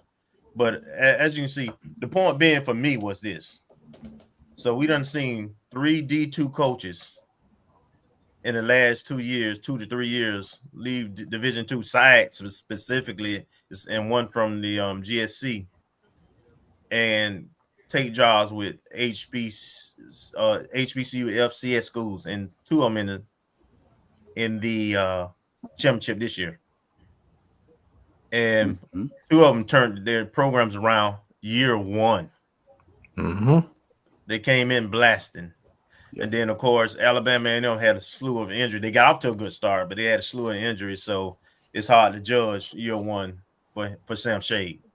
But what I gathered out of all this information as an information point was that Coach A projects whoever gets him to be someone who can come in right away and impact a program and be successful.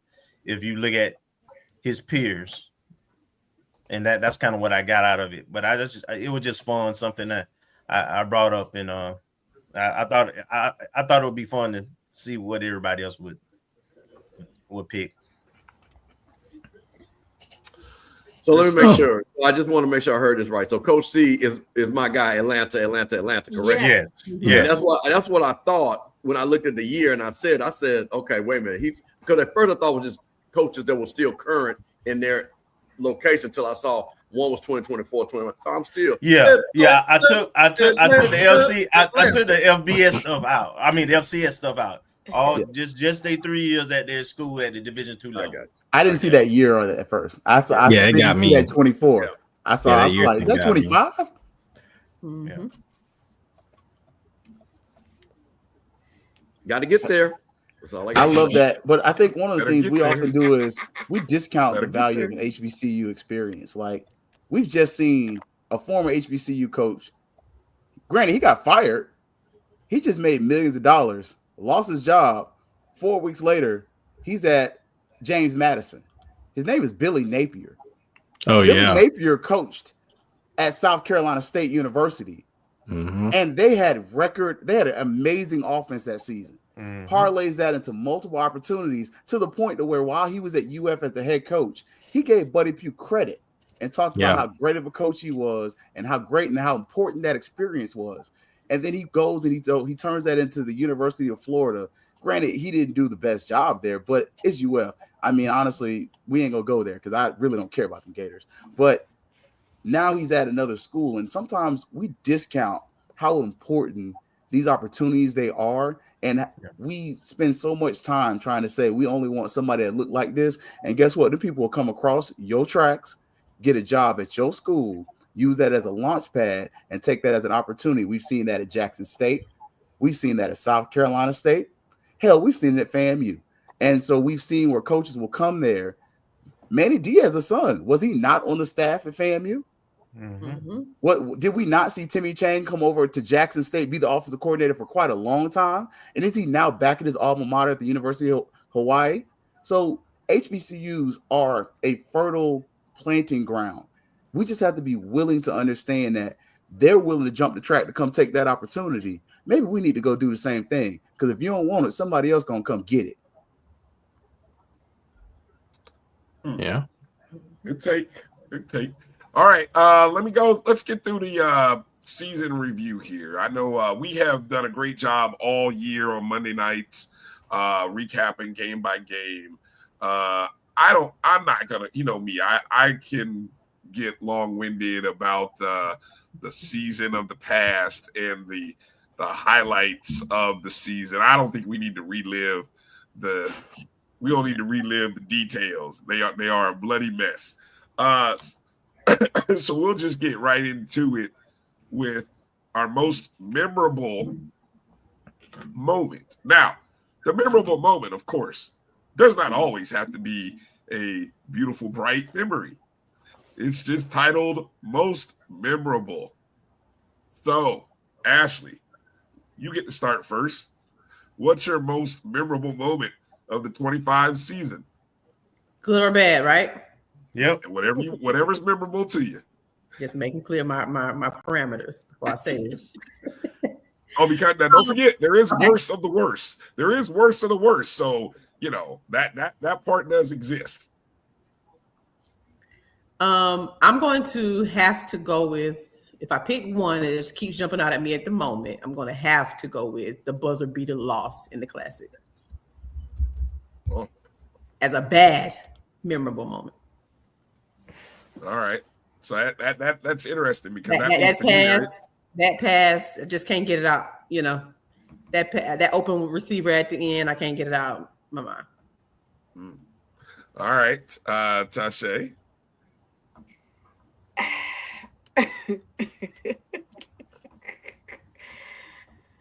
Most memorable moment, remembering that there's a worst of the worst. So I'm going to save my memorable moment for the worst of the worst.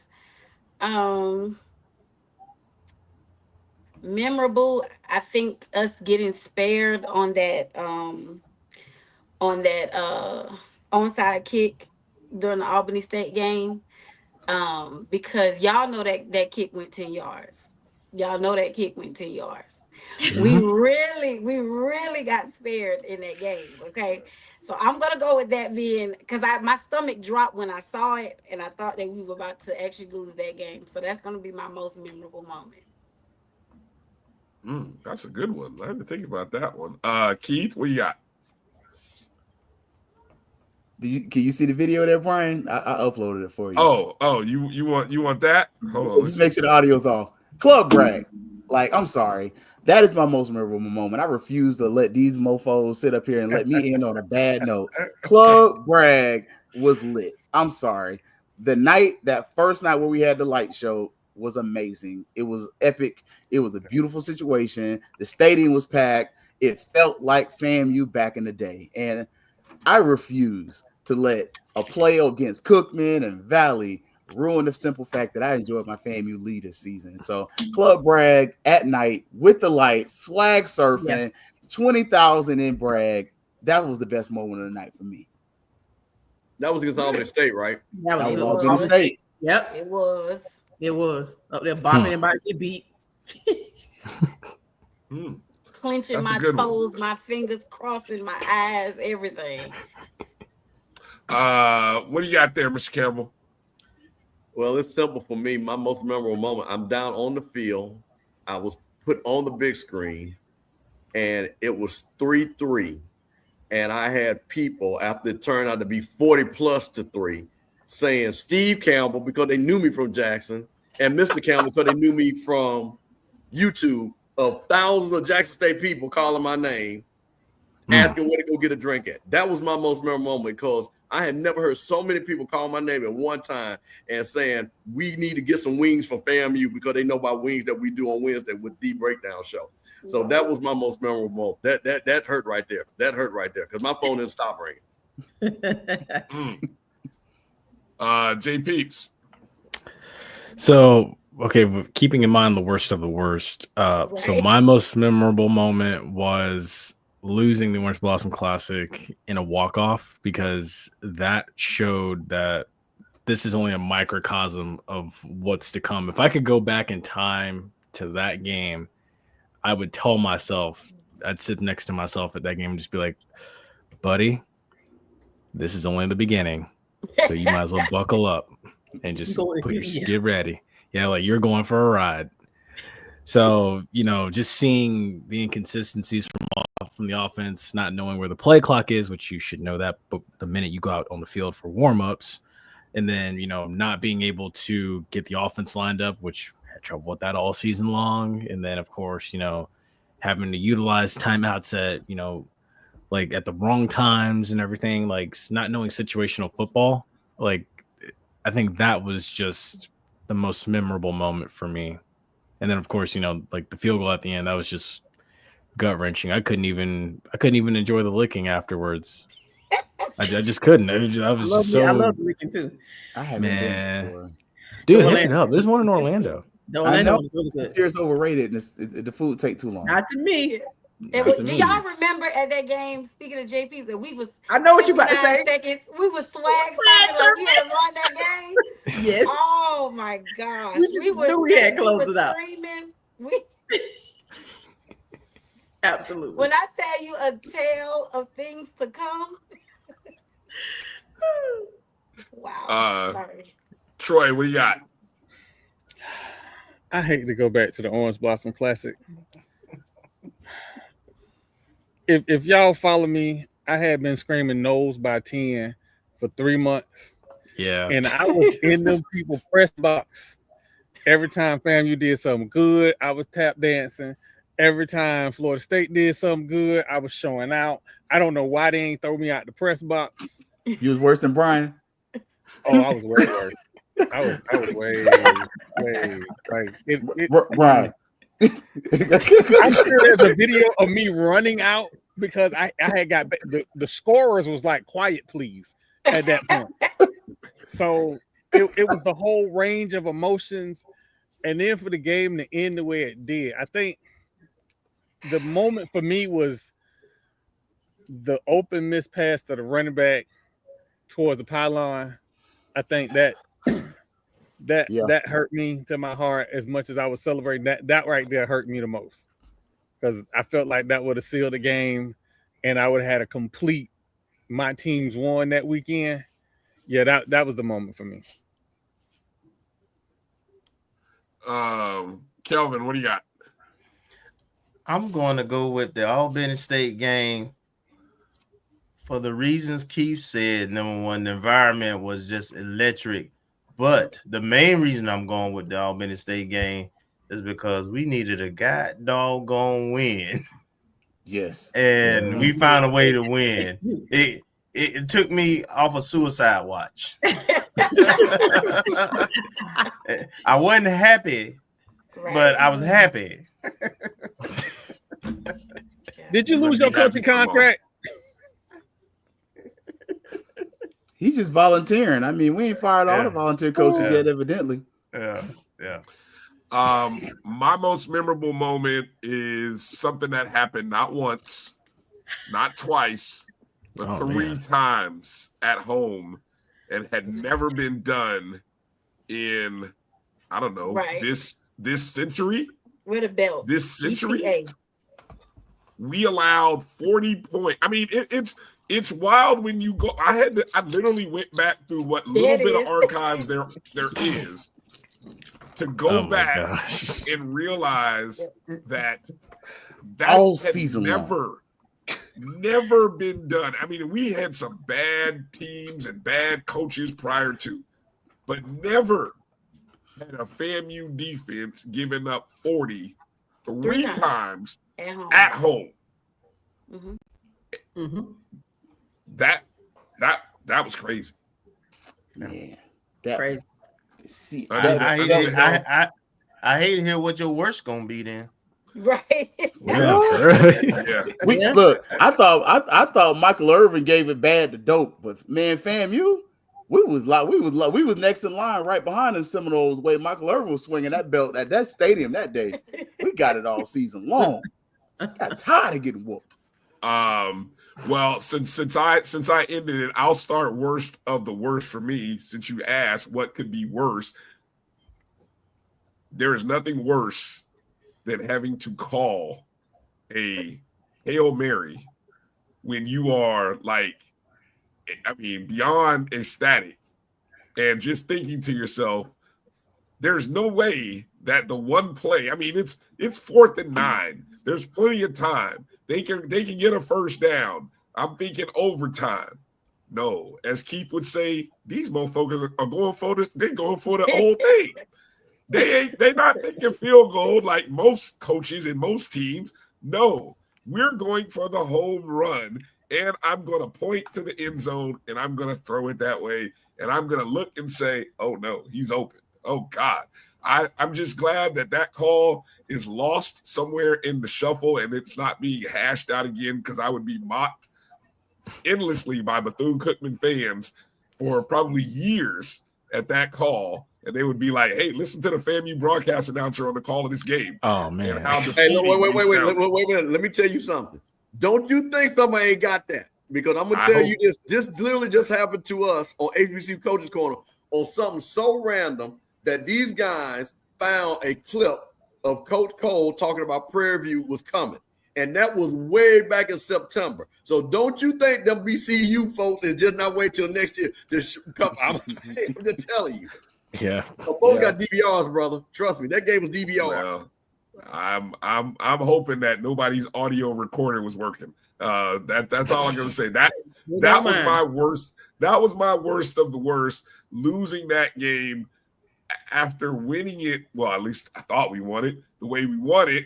And then to turn around and lose it the way you lose it, that was a kick to the cup, as the kids would say. Kelvin, how about you? Worst of the worst?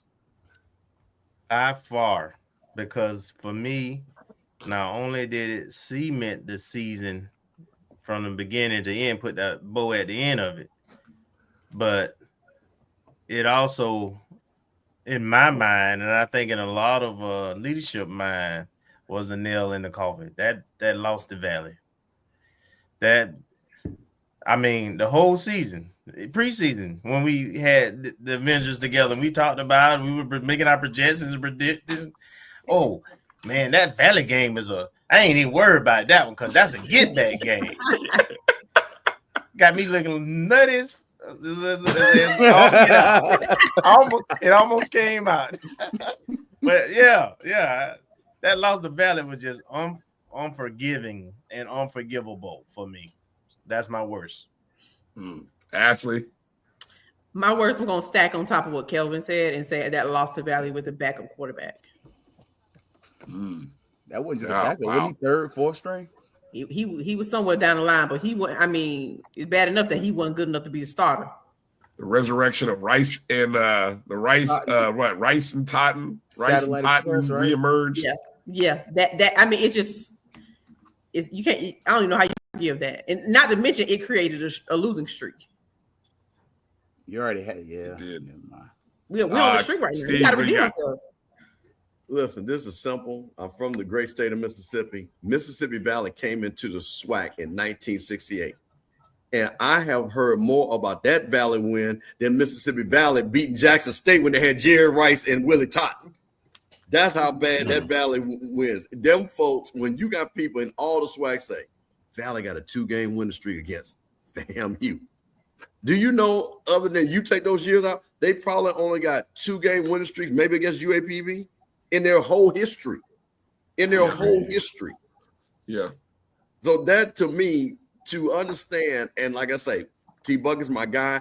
I know they're up there working, but there is no way first of all, it was unbelievable that we lost the first time to lose the home winning streak at that. So let's start there. And then for there to be, and like Kelvin said, are we going to handle this? We got to put 50 on. And to lose that game again, and to get all the texts and things like that, and then not only that, and people saying, are y'all not going to leave them in Mississippi? And I'm like, I didn't drive the bus. So, that hurt right there, man. So I'm just saying, whoever the new, listen, I'm going to say this right now. whoever the new coach is. And T-Buck, I love you. But when they come here to brag, 70 minimum, 70. And I'm talking about people that they even got on scholarship. I want people that are coming out there just to put on a uniform and play. 70. I'm serious, no less than 70. For real. Agree. Look, Jack State is my number one target, of course, because that's how you win the SWAC. But my second, 70. 70, point blank period. Because we got to dead that. I don't even want to be close. 70. Tasha. Yeah. So my worst of the worst, Bryan, of course, took it. So this is my second worst of the worst. I went to the game in Baton Rouge at Southern. Southern had won one game up until then. The week before, they had scored 3 points. And they came with a brand new coach, interim coach, with a new quarterback that they had not been playing the whole season, with the worst defensive line I probably have ever seen Southern have, and put 35 points on us. Yep. We literally got into a shootout with the worst team in Southern's history in the 76 years of the program. This is the worst record Southern has ever had. And with a brand new coach. 3 days old. The brand new interim tight end coach. He was a newborn coach.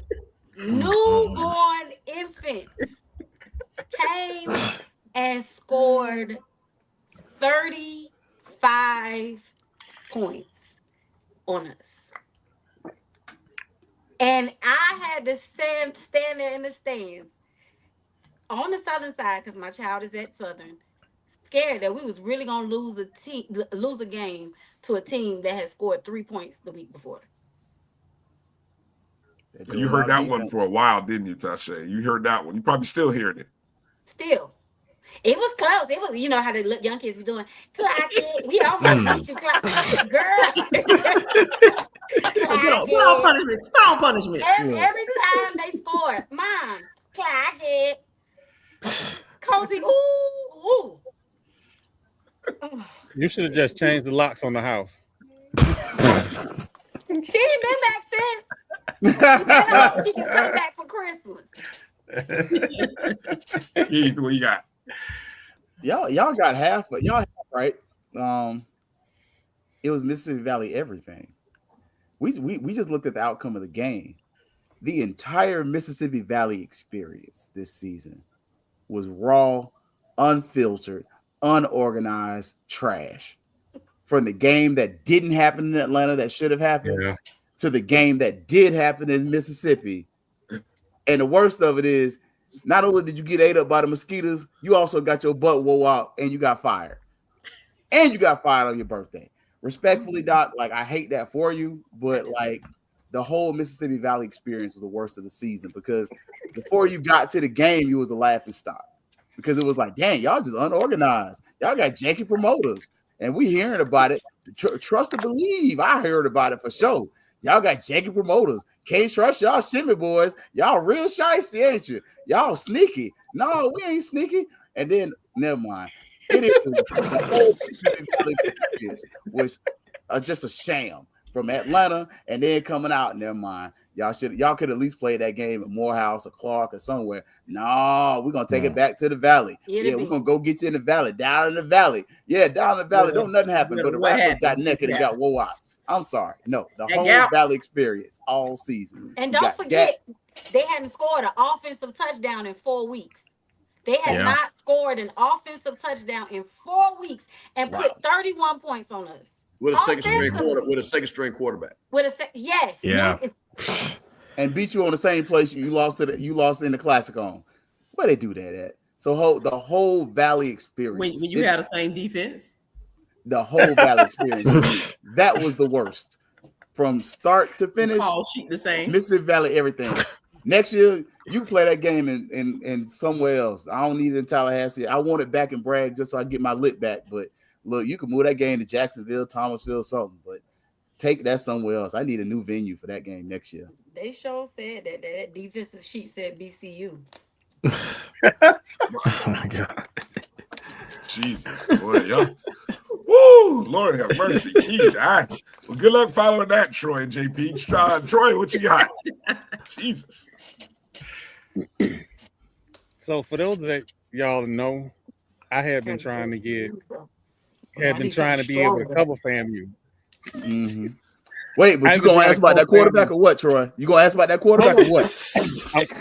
I have been trying to cover FAMU for 2 years. And through the grace of God, we got a guy in place to answer my email. So this was supposed to be my exciting season. I had been talking noise on every platform. I came on this platform and said, bet your eyebrows. All that. And Mr. Campbell told me, he was like, Quinn Gray trying to audition for that job. It ain't going to be a blowout. He did say that. It's true. He did. I think him and Kelvin said that. Yeah. And we know you watched the platform. There was no excuse for a letdown. And I'm sitting on the sideline going, look at this mess here. Mr. Campbell. Somebody grandma, don't you?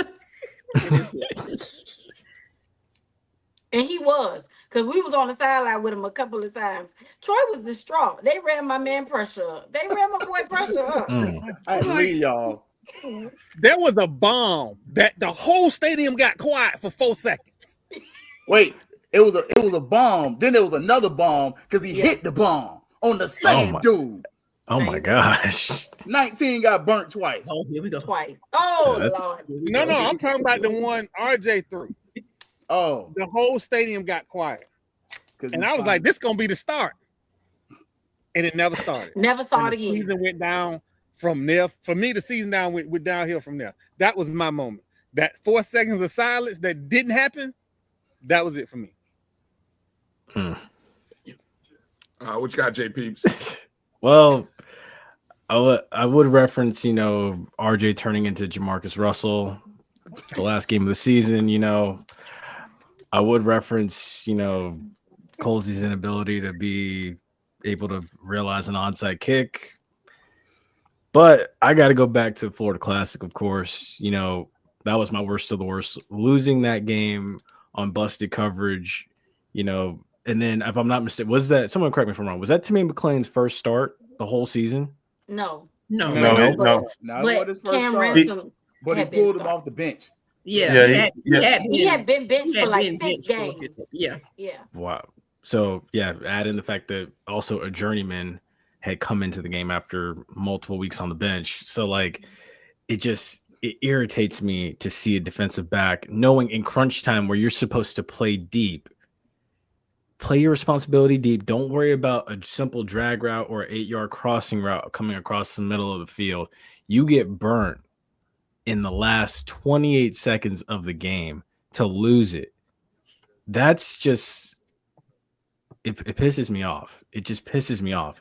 I've never walked out of a stadium so quick in my life with, I much like my 1-year-old nephew, I've never had a temper tantrum like a toddler before in my life like that since I was a toddler. I've never packed up a tailgate so fast in my life. I sent my family to go look at the vendors on Tampa Street, and they came back. They were like, wait, where's everything? I'm like, I packed it up. Let's go. Let's go. And they were like, we're not going to sit here. We can eat it at the hotel. Let's go. I was like, I am 38 hot.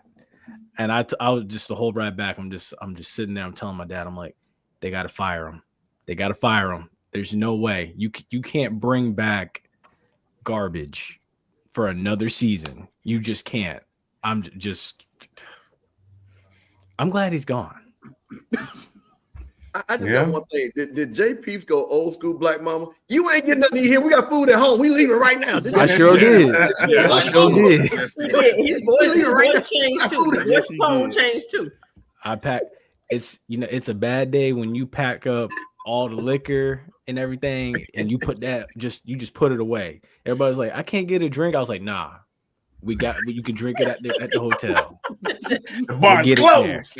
Exactly. Hey, now Yeah, you riding with the me. bar was Now closed. you riding with me. If you ain't riding with me, go ahead. Stay. Do what you want to do. Oh, exactly. That's what I said too. We took 3 cars. I said, look, you better get in the car you came in. Ain't no room in here. I got know food that's in right. the back seat. Hopefully you find a spot when we get back. Wow. Well, clip that, folks. Put that one away. Dig a nice little hole in the ground and just shove all those memories deep down in the hole, and hopefully we don't have to relive those in the new year. When we come back from the break, we're going to give our superlatives to the special teams MVP, offensive MVP, defensive MVP, and the undervalued or underdog of the year. So, take a few minutes, get your thoughts collected. You guys in the chats as well. And coming back on the other side after this break, more from the FAMU Avengers as we look to try to put a bow on the 2025 FAMU football season right here on the O&G StrikeZone. We'll be back in just a moment.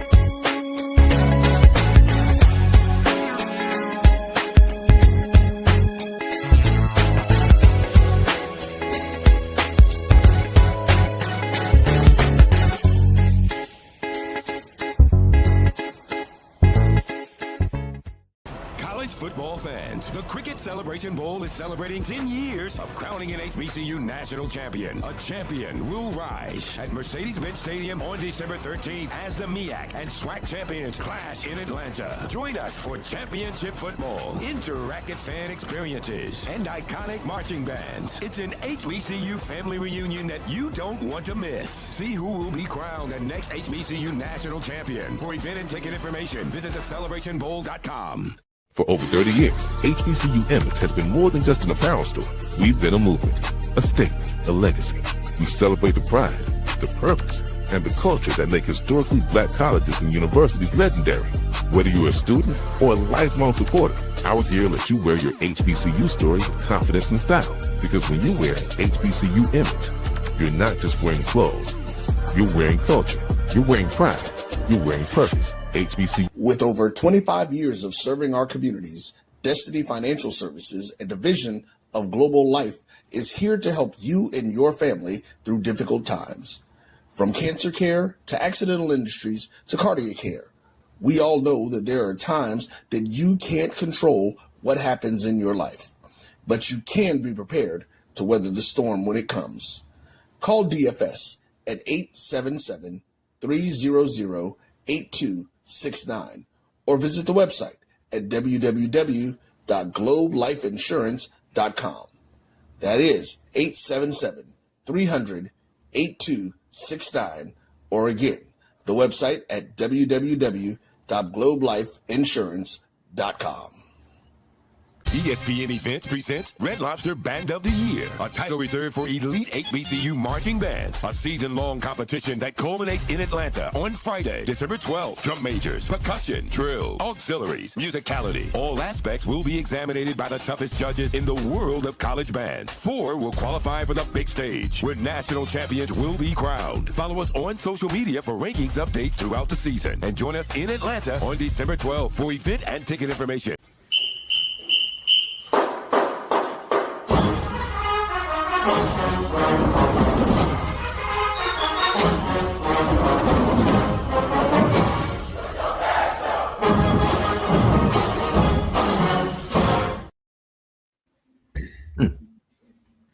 Alrighty. There we go. All right. Welcome back to the O&G StrikeZone with our FAMU Avengers, Wakanda, as Kelvin would like to call our group. The 2025 FAMU football season recap has mercifully come to an end. Our first, I would say, our most disappointing year since becoming a member of the SWAC. without a doubt. Yep. So yeah, we'll see, and we're looking forward to hopefully seeing what the new coaching situation looks like going into next week. Hopefully, next week we'll see what happens.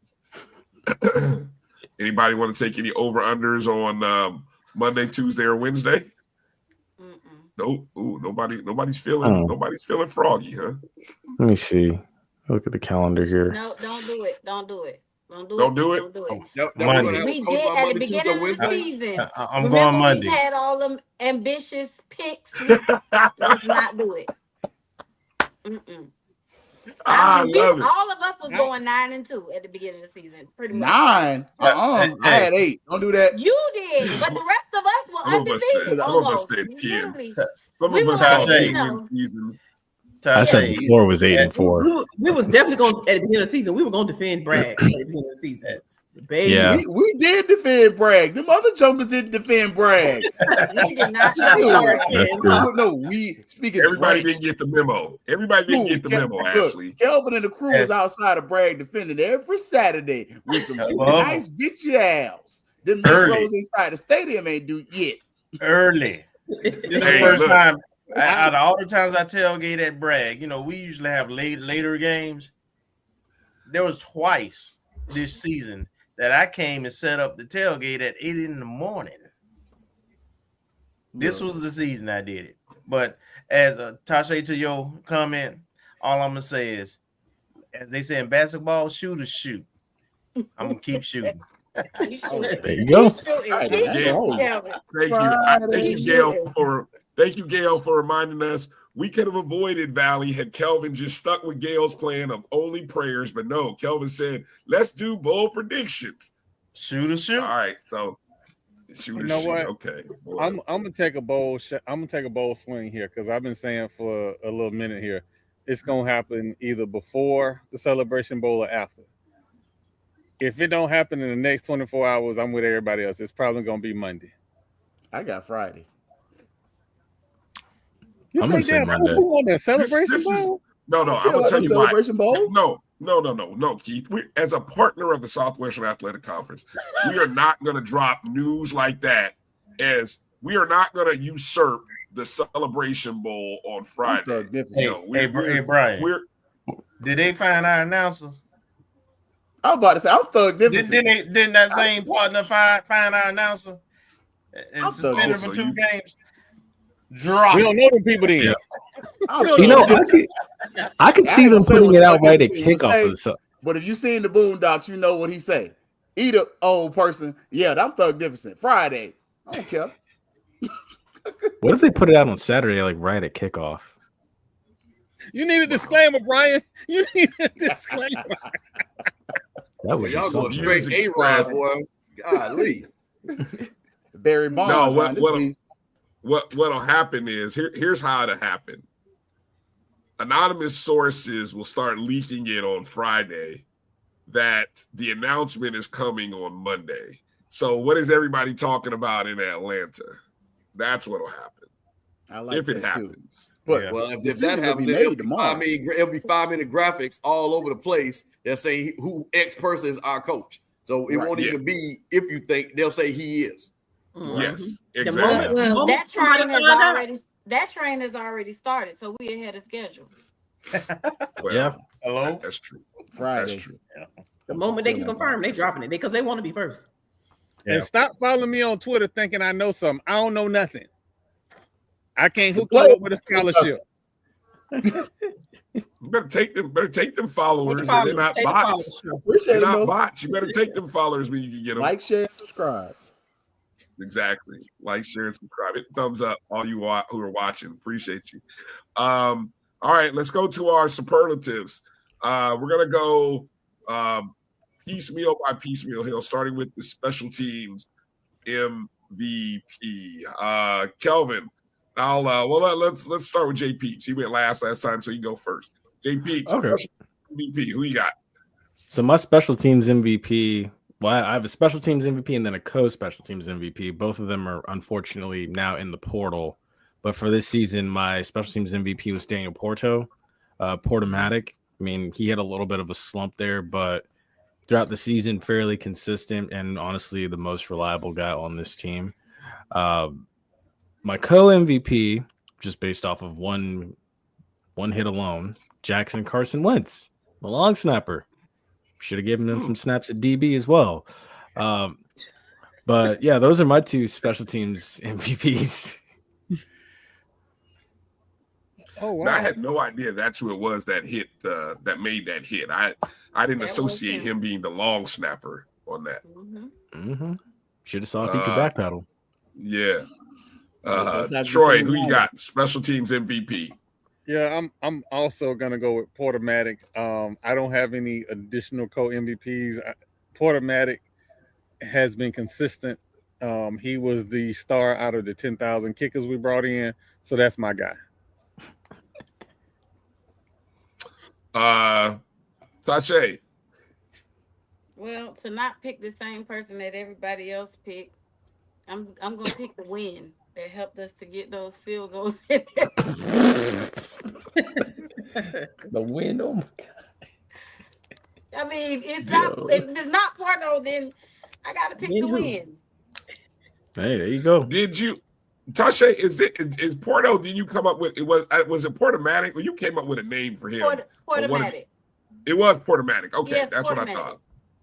Okay, see, he could have had an NIL shirt opportunity had he chose not to jump in the portal. But okay, just stick with us, Porto. I'm just saying. Now he's Porto. He not Porto. Wow. Like Ike say, the name stays home. He ain't Portomatic no more. The name stays home. That's copyrighted. Porto. Okay. That's copyrighted. Don't be taking that on to some big school trying to use that. They got my daddy blood on it. The name stay home. There you go. Wow. Family blood. Special teams MVP. Who you got? I think I'm gonna go Ingsler just to be different. He had to punt a lot. He's also in the transfer portal. And so just to kind of, consider how many times we did punt the ball and unfortunately how many times we had to use him. He's gonna be my other guy just because otherwise it's gonna be all Porto up and down the line. Steve, who you got? Hey man, this is simple. It's Daniel Porto. I mean, and I give him credit. He did a great job because the funniest thing was he was like the offensive MVP week after week at the 220 club. So that boy ate good the whole year. He did. He did. Damn sure did. Ashley? It's pretty obvious and simple. Porto is who he is. Thank you, my boy. We thank you for your services. Look, the most impressive thing about Porto was 51 yards into the wind.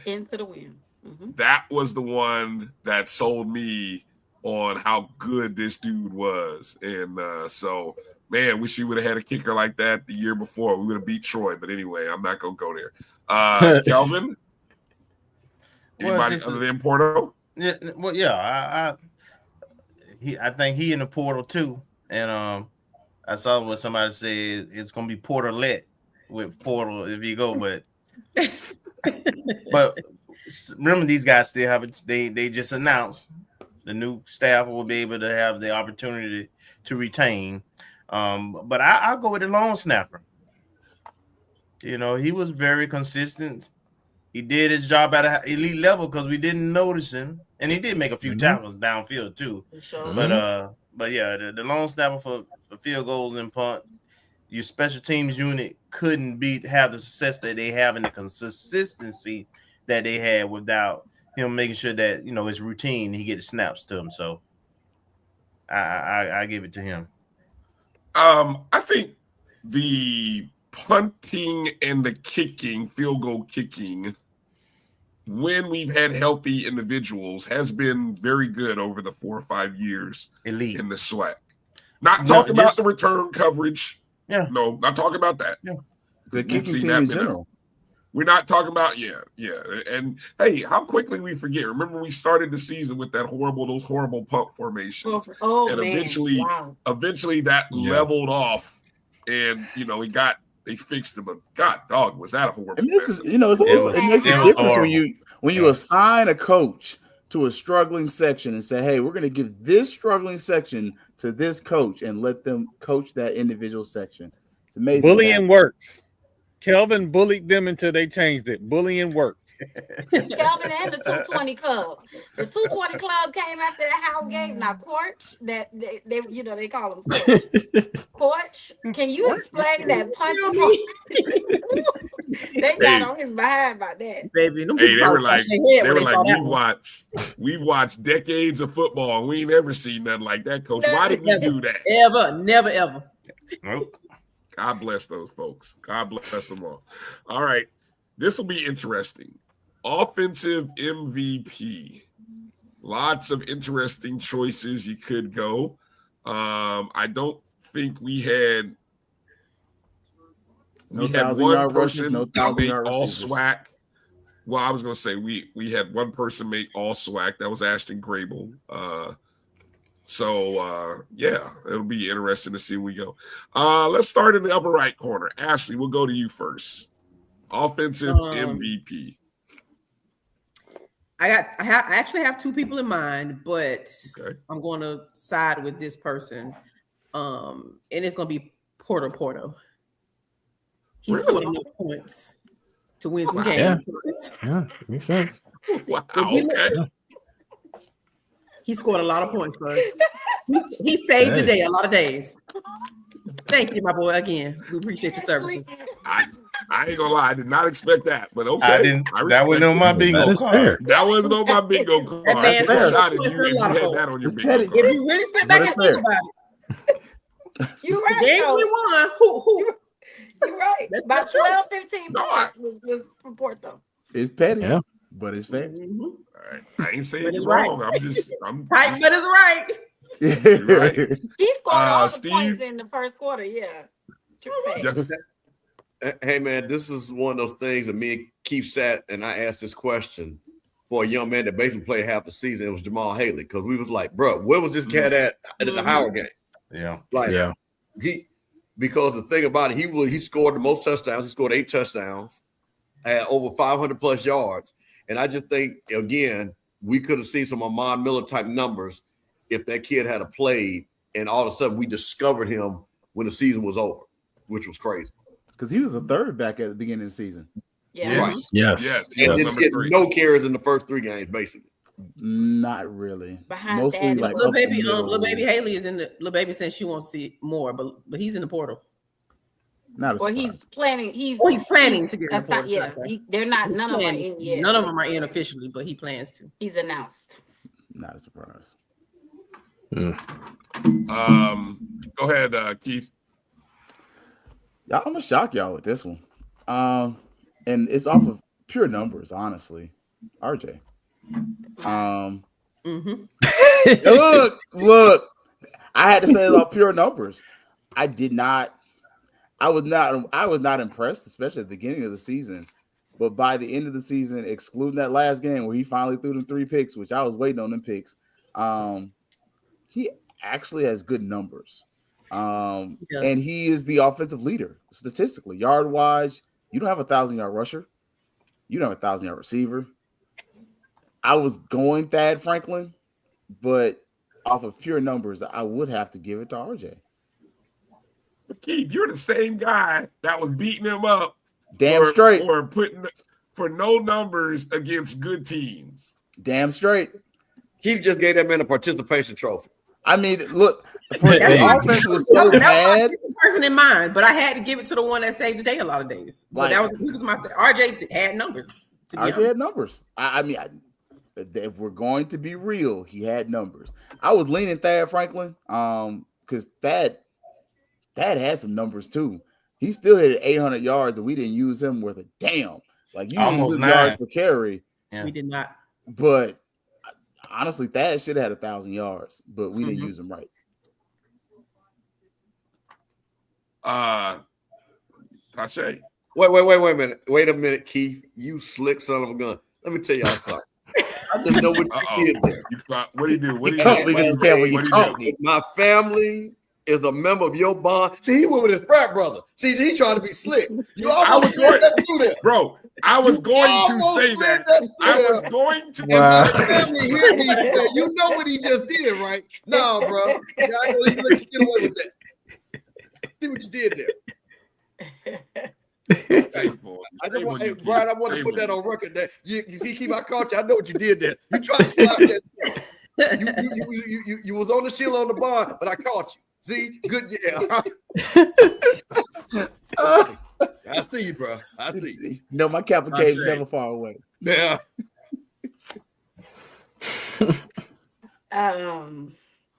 Yeah. Well, don't hurt yourself now, Tasha. I know it's tough. I'm gonna give it to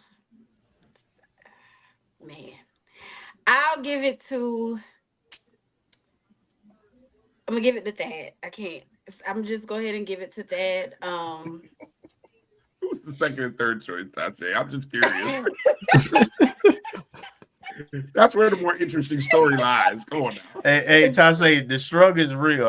I'm gonna say what you may not. Oh, it is. I'm gonna give it to Thad. Just because he dealt with some injury. He had turf toe early on. And then, I don't think that he was used properly. And even with that, he nearly ended the season with 900 yards.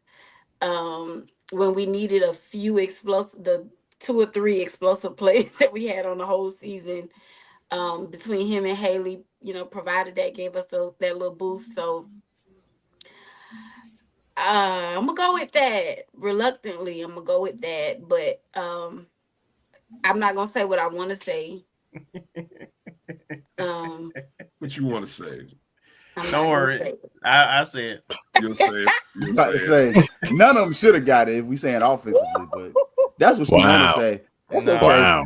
Look, what I showed that last other night. We ain't ducking. That's why you pick a special teams player when none of them should have got it. Hello. That's why I went with the move, new. Look, this Kevin Colby. I was leaning on the shield. Troy, what do you got?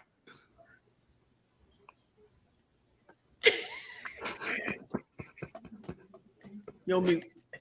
You all right there? You all right? Are we sure he's on mute? I was like, he ain't mute. He was. It ain't RJ. It ain't RJ. It ain't RJ. It's Thad. He's had games where he's gotten less than 15 carries. It's Thad. Most of the season, he averaged 5 yards a carry. What we doing? My best video at a game was him scoring a touchdown running right at me. It is Thad. Well said. Well said. Go ahead, JP. Yeah, so for me, I got to go Thad Franklin as well. 838 yards on the season, was 7 TDs, 7 rushing TDs. Had he not had the turf toe, like we mentioned, had he, been used properly, I think he could have had 1,000 yards for the season. Easy. Yeah. I mean, and we're still waiting to see a FAMU running back for the first time in like years rush for 1,000 yards. So I got to go with Thad Franklin. I think he honestly right now also is the most pro-ready guy on this offense in spite of such a bad season. And that being said, also, I'm curious to see where he lands, whether it be, getting drafted, whether it be an undrafted free agent or, a mini camp invite. So, yeah, I'm going with that here, offensive MVP, because, outside of Daniel Porto, just move on. I'm looking up something. Kelvin, you got yours ready? Yes. Go ahead. I'm gonna let you go. I was looking up something here. So I'm gonna say what somebody else wasn't gonna say. I don't give a damn about stats. I spent half of the season cussing that joker out, man, trying to get Jet started, man. Them are empty stats for me. So who I will go with is the tandem of running backs, both Haley and Thad, because they were consistent. Our wide receivers, remember earlier, was dropping passes, running wrong routes. It was offensive line was bad. The running backs were the only one that were fairly consistent the entire year, and they didn't have any mess ups on or off the field, right? They just kind of went about their business. They didn't complain when they weren't getting carries. They didn't get down.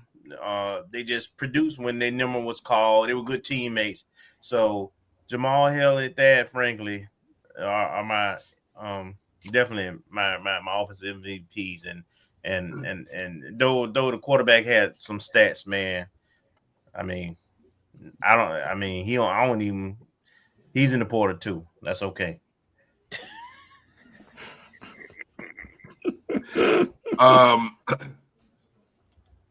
As much as I would, you know what's crazy?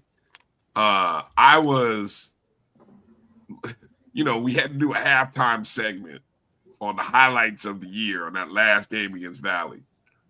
And so I'm glowingly talking about R.J. Johnson and how his low interception ratio. And for a minute, I got my guy in my ear telling me, hey, we're going to put him up for nominee for newcomer of the year. I'm like, yeah, you know what? He could possibly get it. And then all of a sudden, the second half happened, and those turnovers just glaringly just pop out, and we lose. So as much as I want to give my offensive MVP to R.J. Johnson, he did lose it on that day. So I was looking up Thad Franklin's numbers. His 838 net rushing yards, 7 touchdowns, 5 yards a carry on 166 carries. The most yards since the 2021 season when Bishop Bonnet had 972 net. Most yards since then. We have not had a rusher go over 800 yards in any of our previous championship seasons. And we've had some pretty good backs, right? Kelvin Dean, Terrell Jennings. Yeah. None of those guys went over 800. Dad went over 800 this year with 7 touchdowns. You're right. Somebody said he could have been a 1,000-yard rusher. Should have been a 1,000-yard rusher. Yep. Should have been. That's probably the biggest tragedy of the offensive season is that he was not.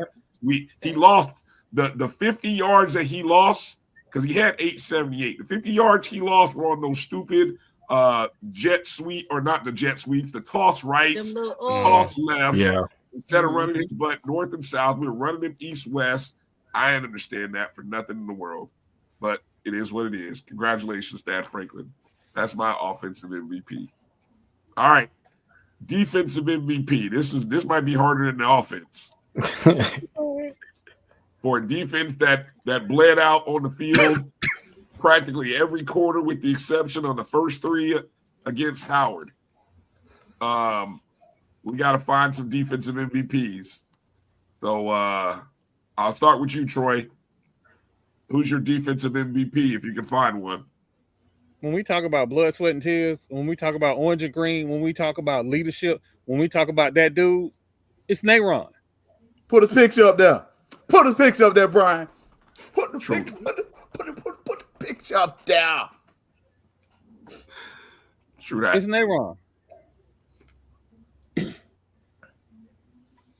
That Well man said. had a concussion, and his mama prayed him well, and he came back a couple weeks later. Amen. He did. She did. She did. She woke him up. She woke him up when she got down there. Yeah, sure did. I forgot about how that might have been a memorable moment right there. I forgot about that one. That was a memorable moment. It was. Yeah, we cried on the sideline. That was scary. We were in tears. That was scary. Who you got, Campbell? Hey man, it's simple. It's Nayron, and he was the heart and soul of that team, and he was one of the few guys that understood what being a champion was. And what was most frustrating, as somebody who breaks the game down with coaches, he was the only one that Coach Cole never said he ain't supposed to be where he's at, ever. And we broke down all still when those games were bad. And you know, Keith, we had Coach Cole on. He never, ever said Nayron was out of place. And Nayron was always looking at the guy like, why are you not in place? Mm-hmm. I don't know how many times we saw that, even on that the Valley game and on the Bethune-Cookman Florida Classic game. Nayron was like, what are y'all doing? So, I mean, for that young man, you know, he is. I always tell people there's a difference between being a Florida A&M football player and being a rattler. Nayron Jinx rattler. Mm-hmm. Yeah, that's a fact. Let's see. Go ahead, Tasha. Yeah. So since everyone said Nayron, I'm gonna go with my girl Aretha Franklin. Gowns, beautiful gowns.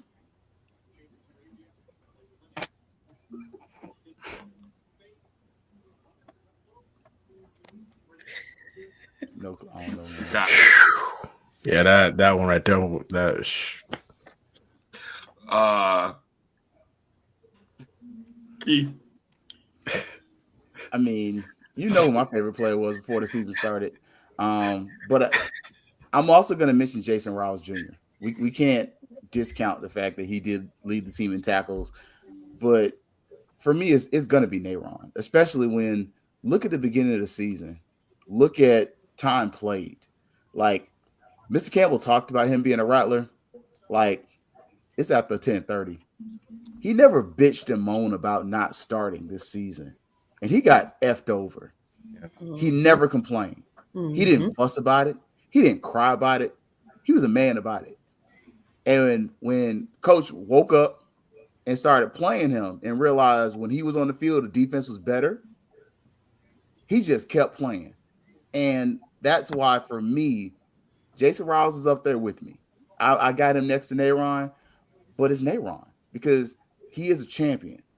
You just saw the picture. I took that at the Celebration Bowl. Ain't nobody give me that. I took that picture of him. But he did it with pride. He graduated. He's a J school graduate. Go look at the man's Instagram page. The Rattler pride hit different. That's somebody in 10 years I would love to see coaching at FAMU. Mm-hmm. Yeah. I would love to see him on the sidelines at FAMU as a defensive coordinator because it hit different and it hit where it was supposed to. And that's somebody that when the Fang Exchange puts him in front of you, the alumni get behind. Much to what what he was in the previous segment, previous segment, when he's saying, hey, stop hiding these players in the post game and not bringing the players to us. You bring guys like Nayron to the public. You absolutely so do. That, hey, this is who you're supporting. This is where your Fang Exchange dollars are going. Because after the game, when we lost, when we got apologies from coaches, and when we didn't get press conferences from coaches, we got apologies from Nayron Jenkins. Whether the internet was good or bad in Mississippi, we got a, hey, Rattler Nation, we let you down. Yeah. And that's from a senior, a Celebration Bowl, a champion. That's why he's my defensive MVP. That's it. One of the biggest mistakes I think Colzie made was trying to isolate his players from the public and the media, when in fact he should have been letting guys like Nayron Jenkins come to the pressers and speak, because he is that passionate guy. He, you know, guys like him and Grable, I mean, let those guys come out to the public. I mean, they're seniors. They know what it's about, right? Let them guys be out there and speak. I know you're hiding all these other guys and trying to control the message, but anyway, it was done. Not just that, Bryan.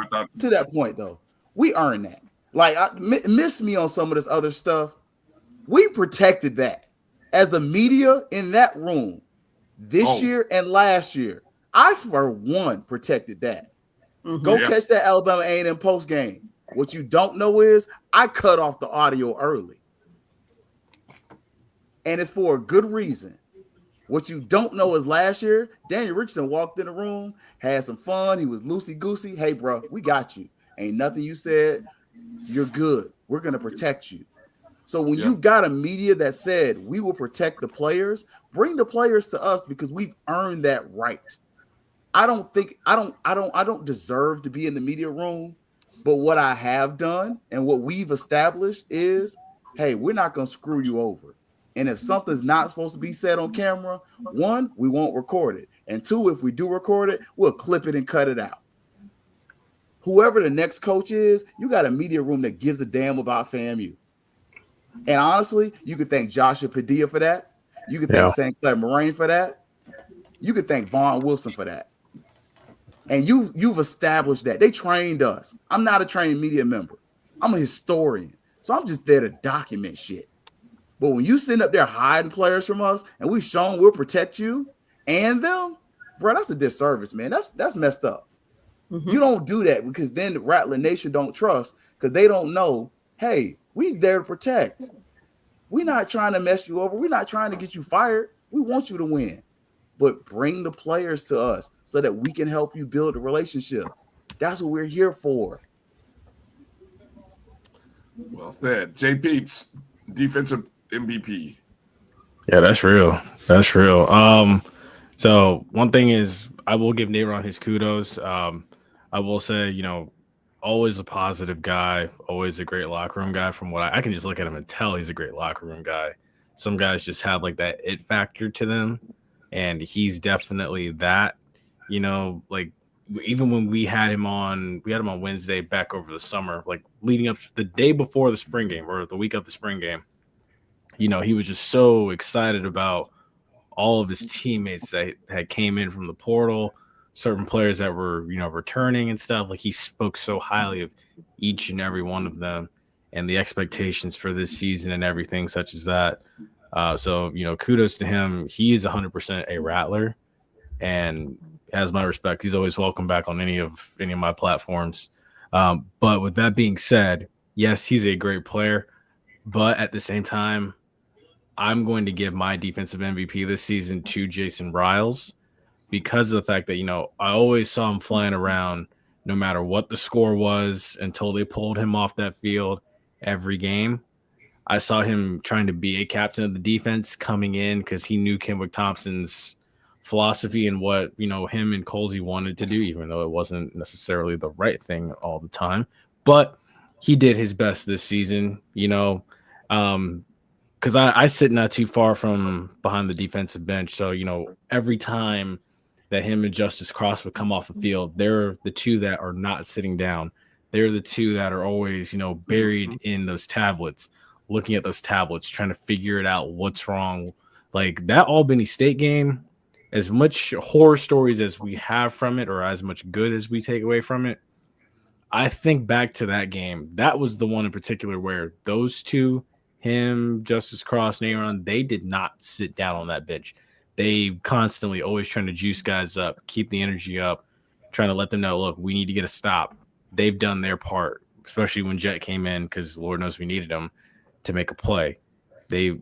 Jason Riles was the same one saying, come on, we got to make a stop now. They've given us a window. They gave us our wind.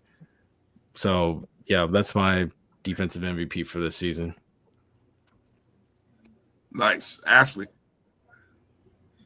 So in the words of Minister Vashawn Mitchell, I searched all over, couldn't find nobody. I looked high and low, still couldn't find nobody. Oh my God. Nobody greater than Mr. Nayron Jenkins. And for all the reasons that you all have said that I don't need to repeat tonight, Mr. Nayron Jenkins is my defensive MVP. The 45. Well said. Well said. I will just share what's so cool about Nayron. And I don't know when you all first encountered Nayron. We were fortunate enough to have Nayron on our show as part of a story we did in the spring before his sophomore year, I think it was, Kelvin. Yes. Where he and a teammate were going on an FCA missions trip. And it was the story, I don't know whether it was Gerald who wrote the story or Vaughn or probably Gerald. But we had him on the show. Either Kelvin or Marcus was like, hey, let's bring these guys on the show. And they were, young. I mean, they've only been in the program for like 2 years. Nayron had been, right? So you didn't really know, he's a special teams guy at that point, little undersized, but after talking to him, you saw, you heard, and you were like, man, I hope that's somebody I can root for and get behind in the future. And we kept saying, man, I hope he gets a shot. And we'd see him slowly get on the field, slowly grow to the point where he got a lot of minutes last year. And maybe he was undersized. But I tell you, man, nobody had a greater heart, bigger heart, and a love. And so, I'm with all of you, or those of you who said Nayron as well. What do you got, Kelvin? No need to prolong it. Nayron by a landslide for all the reasons that everybody stated. He represents what a rally is on and off the field to the highest level. Yes, indeed. Yes, indeed. And I know we all know Nayron is graduating on Friday. And so we say congratulations and salute to Nayron and all of the graduates, all of the guys who is graduating. Dad is graduating as well. Gasset is graduating. Good. Congratulations to all those guys who are about to graduate. All right, the undervalued or underdog of the year. Roof. Undervalued or underdog of the year. Troy, we'll start with you. What do you got? I've struggled with this. And I'm about to floor everybody, but remember, I come in peace. Marva Johnson. Be very careful there, Seminole. You sure that wasn't Mr. Magic? Very careful. You sure that wasn't Mr. Magic? You might lose your card. I'm gonna sit back and listen. You sure that wasn't Mr. Magic? I'm just saying. Voila, magic. Mr. Magic is saying he's behind so many times it ain't funny. I tell you, that's the athletic director that keep on giving. I'm gonna say this, and I'm being serious when I say this. I, at every point, expected her to not do what needed to be done. And when we raised enough hell, she did what needed to be done. Now, I don't know who pulled the trigger, actually. She put the statement out there. So I'm going to give the quarterback the credit of what needed to be done. Yes, as a Seminole. The quarterback or the owner? She's the stakeholder. She owned that problem. That's Jerry Jones. So I'm a Cowboy fan. Listen, I when she made the speech, I was waiting. It wasn't terrible. I set the bar real low. But it couldn't be. Y'all got to understand, I lost eyebrows. I can't lose no more eyebrows. Hey, Troy, you live in Tampa, right? You live in Tampa, right? Yep. Yeah. You know what you sound like? That's like giving Brad Johnson the credit for Tampa Bay winning that Super Bowl. Oh, snap. Wow. Oh, snap. Oh, my God. Trent Dilfer. Okay. I'm sorry, Trent Dilfer. Who was the one with no? It was Brad. It was Brad. You can apply to both of them. Brad Johnson, the kudos for winning that Super Bowl. I'm just, hey, man, listen, I got to keep it 100. I ain't got no problem. You know you my guy. But, bro, listen, a blind man had to make that decision. You didn't need to be no president with no JD to understand that had to happen. I'm just trying to say, the other one, the thing would have been worse if she didn't do it. Not because it was already known that she had to do it. Low hanging fruit. I'm with you, Troy. Like, listen, y'all know me. I scream NIL till I'm blue in the face. She got in a BOT meeting and said the words that nobody else would say. And the dude from St. Pete who did not want to say those words are now saying those words. Marva gonna be my underdog. I'm sorry. I'll be the bad guy.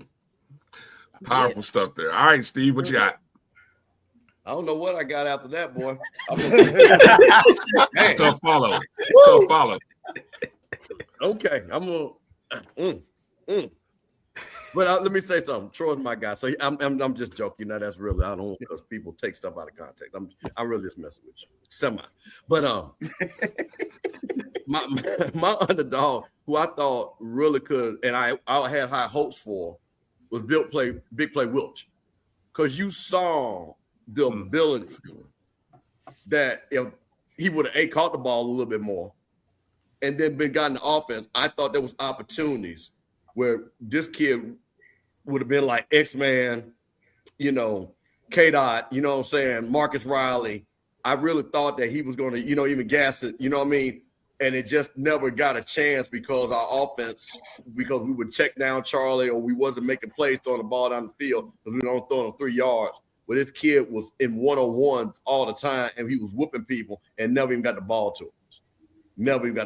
So that was my underdog. I hated to see that talent not being utilized, and even gas it to a point where you just saw these guys with this incredible ability where we're talking other than Jack State, and I guess I'll give Alabama State, that had semi-okay defensive backs where we should have just been running past these guys. We were running past these guys against Valley, and we weren't throwing the ball to them where they should have 2 or 3 more touchdowns. But Thune Cookman, who had the worst defensive back rating, I don't think people understand that. They were rated the lowest defensive backfield. And those guys should have been running past. Good stuff. Tasha. Well, unlike the other categories, this one is probably the easiest for me. I have many in this category, and that's sad because it speaks to the fact that I think that coaching didn't get these guys where they, should have been and could have been. So I'm gonna shout out, pretty much all of them. I'm gonna start with Miles Campbell. He didn't have enough targets this season. I'm going to also go with Baby Burris. There were a lot of times where he was hot and we did not, I feel like we should. I'm going to also go with 4 and 5. Justice Cross on defense and what's my other guy? Bryan Norris. That combo lethal. I didn't see it out there enough. So those are my underdogs is Miles Campbell, Baby Burris, Justice, and Norris. That's a good list there, Tasha. That's some good stuff. Keith. I'm gonna go with 2. One, he's a Seminole. Goldie.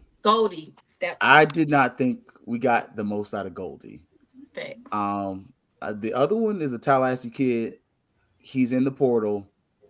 He actually was on the honor roll, so you need to bring his ass back.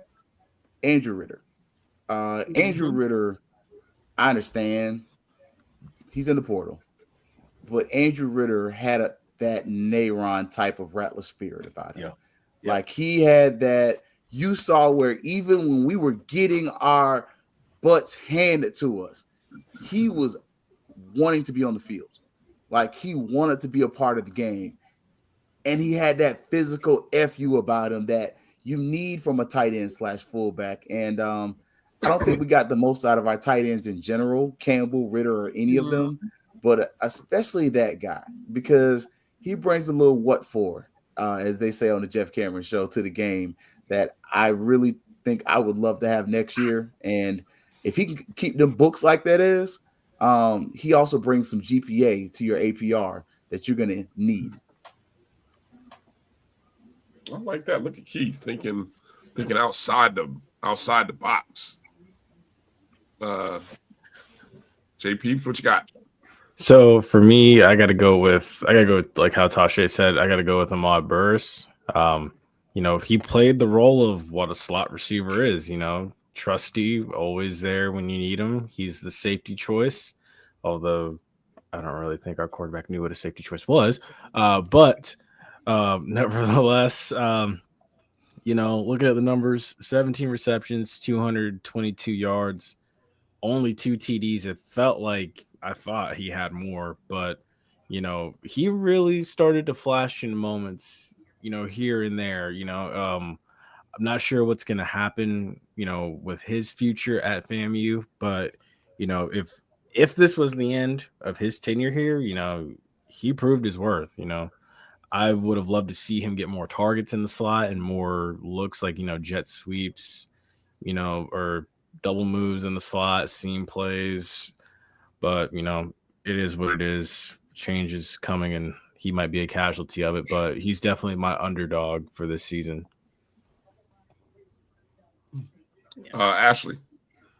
I'm going to go with, I really have 3, but I'll probably just go with 2.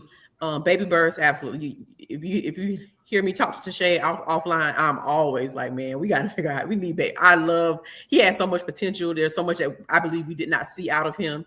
And what we did see, was a joy to watch. So just imagine if we really, like many have already said, used him more and effectively. Also, surprisingly, hasn't been said, but I don't believe that Jet was given a fair from an undervalued, underused opportunity. He did get used early on in the season to be like a spark plug to the engine, so to speak. And I just think that he should have had a better opportunity to really compete for the role. Now, with that being said, things got figured out from a quarterback perspective, and the numbers show that. So I'm not sitting here saying that he should have been the bona fide starter, but I do believe that there's a lot more in Jet that we never got an opportunity to see. I'll say he should have been the bona fide starter from the beginning of the season. I ain't ducking no smoke. Facts. Yeah.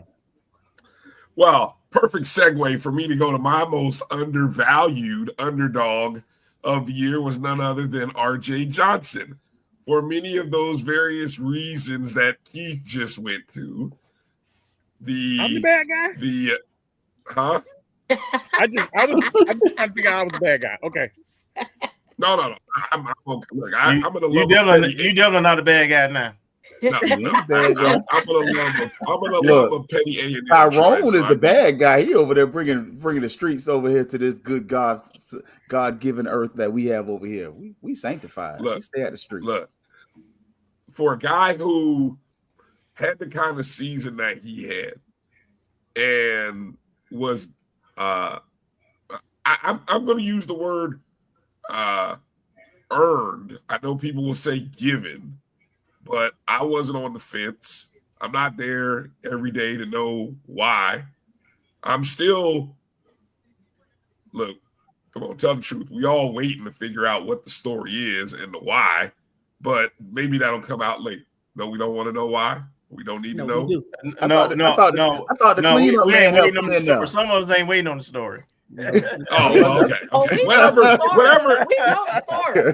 It's written. We know the story. The story was written before the season started. Let me just say, for a kid who came to FAM had a good high school career. Tasha, you saw him up there in Atlanta. Had a good high school career. I know people in Atlanta who would constantly tell me the kid can play. He can spin it. He had 2 years of sitting, never got a snap at Toledo, comes to FAMU, right? And he was from day one, from game one, the underdog. But as I would, to finish off a season where you start 11 of 12, you throw for 25, nearly 2,600 yards, which was the most yards thrown in the SWAC. Now, obviously, a lot of that is largely because Andrew Body got hurt after the 8th game. But regardless, the most yards thrown in the SWAC, 18 touchdowns, 4 interceptions, which next to Andrew Body, the best touchdown to INT ratio, second or third most overall touchdowns. I just thought he was underappreciated. They dropped 6 interceptions. Look, Bryan, don't do that. Don't do that. Nobody in Atlanta you know told what? you that boy can spin. You know what? That Nobody hold on. told you that. Nobody in Atlanta. Yes, you did. You know who said that? We just not gonna say his name. We not petty. Oh yeah. No, we know who said it. They We said just not gonna say their name. They said he could play. We not They didn't say he could spin it. Yes, they did. Nobody, I know who you talking about. And nobody in Atlanta said he could spin it. No. Yes, you know who said it. The Pound Cake Man said it. Don't do that. The Pound Cake Man said it. patty cake, Baker's man. Make me a quarterback if you can. He said, because that wasn't even his game in Atlanta. That wasn't even his game. I feel like RJ's strength, but if we want to talk about that, it wasn't what he did best. He was a 4-year or at least a 3.5-year starter. Right. His teams were successful, were they not? They were. Thank you. In the words of J-Max. In the words of J-Max. Hey, look, I can go look at Max Preps. I can go look at Max Preps just like anybody else, and you can see what his teams did. All I'm saying is, the one thing that we understand what you're saying. You can go look at the history. It's my turn. Go look at the history of FAMU quarterbacks. No, I got to get in on this. I got to get in on this. Finish. I'm almost done. Go ahead. I'm sorry I'm not moving faster. Bryan, you still putting your case on. I understand. I am because this is the last time. Look, this is the last time I'm gonna get to defend RJ Johnson. So let me just go through my emotional damn moment. straight, because he about to transfer up out of here. Yes. Okay. Like Chris Brown. Deuces. There are many of other great quarterbacks over the last decade who have played at FAMU. And I don't know if any of them had the completion percentage, the lack of turnovers that RJ Johnson had. And I think that little kid, I don't care. Look, you telling me that 6 people dropped passes is like when you look at that kid's test that somehow got an A, and you say, how the heck you get an A? He guessed right. Well, hell, he guessed right. He got it right. I mean, at the end of the day, don't nobody care whether he guessed A when, he really wanted to put B, but he guessed A. I mean, no one cares at the end of the day. We're not going to remember that. We're going to remember that the final numbers say what the final numbers were. All right.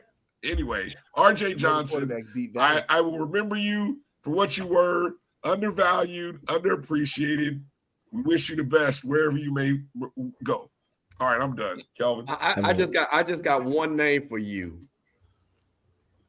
When you said that, it's Cam Peters. That's the name I got for you. Because them numbers you just screamed out, Cam Peters don't have that, and it's not even close. It's not even close. And if you look at their Prairie View's offense, not their defense, and their offense, I would dare, and I promise you, I get 5 coaches to say we had just as many offensive playmakers as Prairie View did, if not even better at the running back position. Cam Peters has a better team on the other side of the ball. No.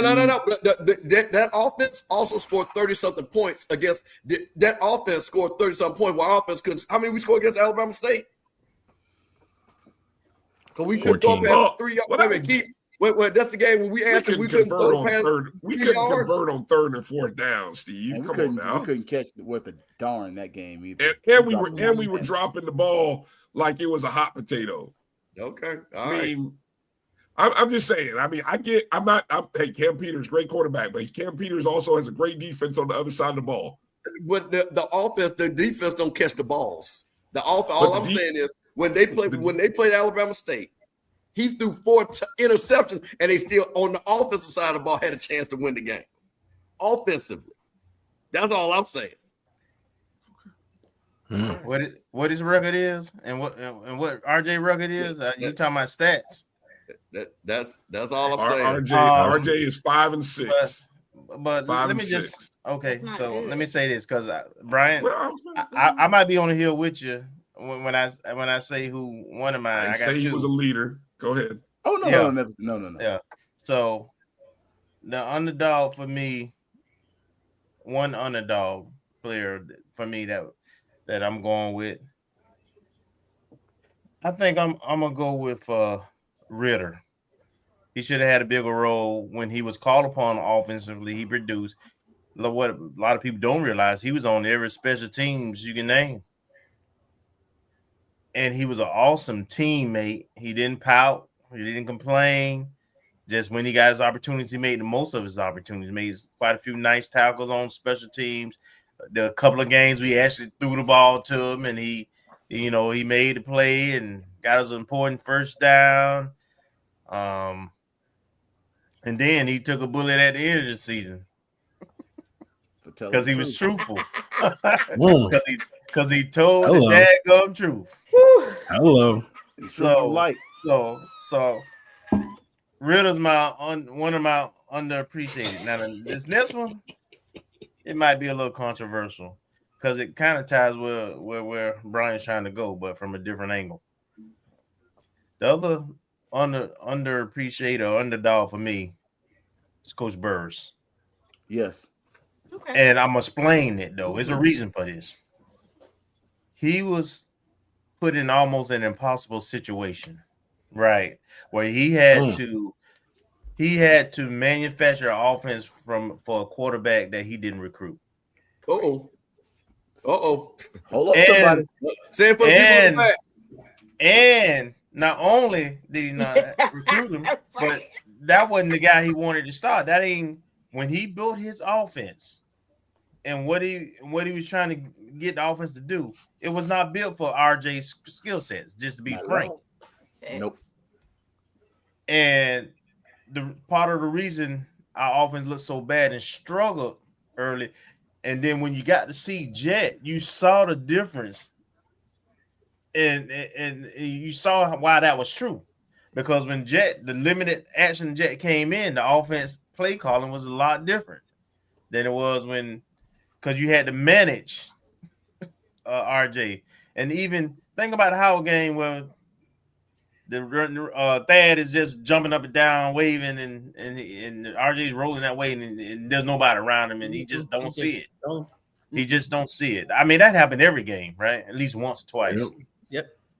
So the way that Coach Burrs managed this team and the growth you saw with RJ and the offense, the receivers dropping passes, that ain't on him. He was calling some pretty decent plays when we really think about it. They were open. The receivers were open.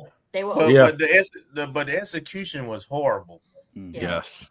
And I would tell you, part of the receivers' fault and part of the reason some of the quarterbacking looked like it did also was not only did the quarterbacks may have, particularly RJ, may have just misreads and didn't see things, but more importantly, the receivers didn't know the route trees.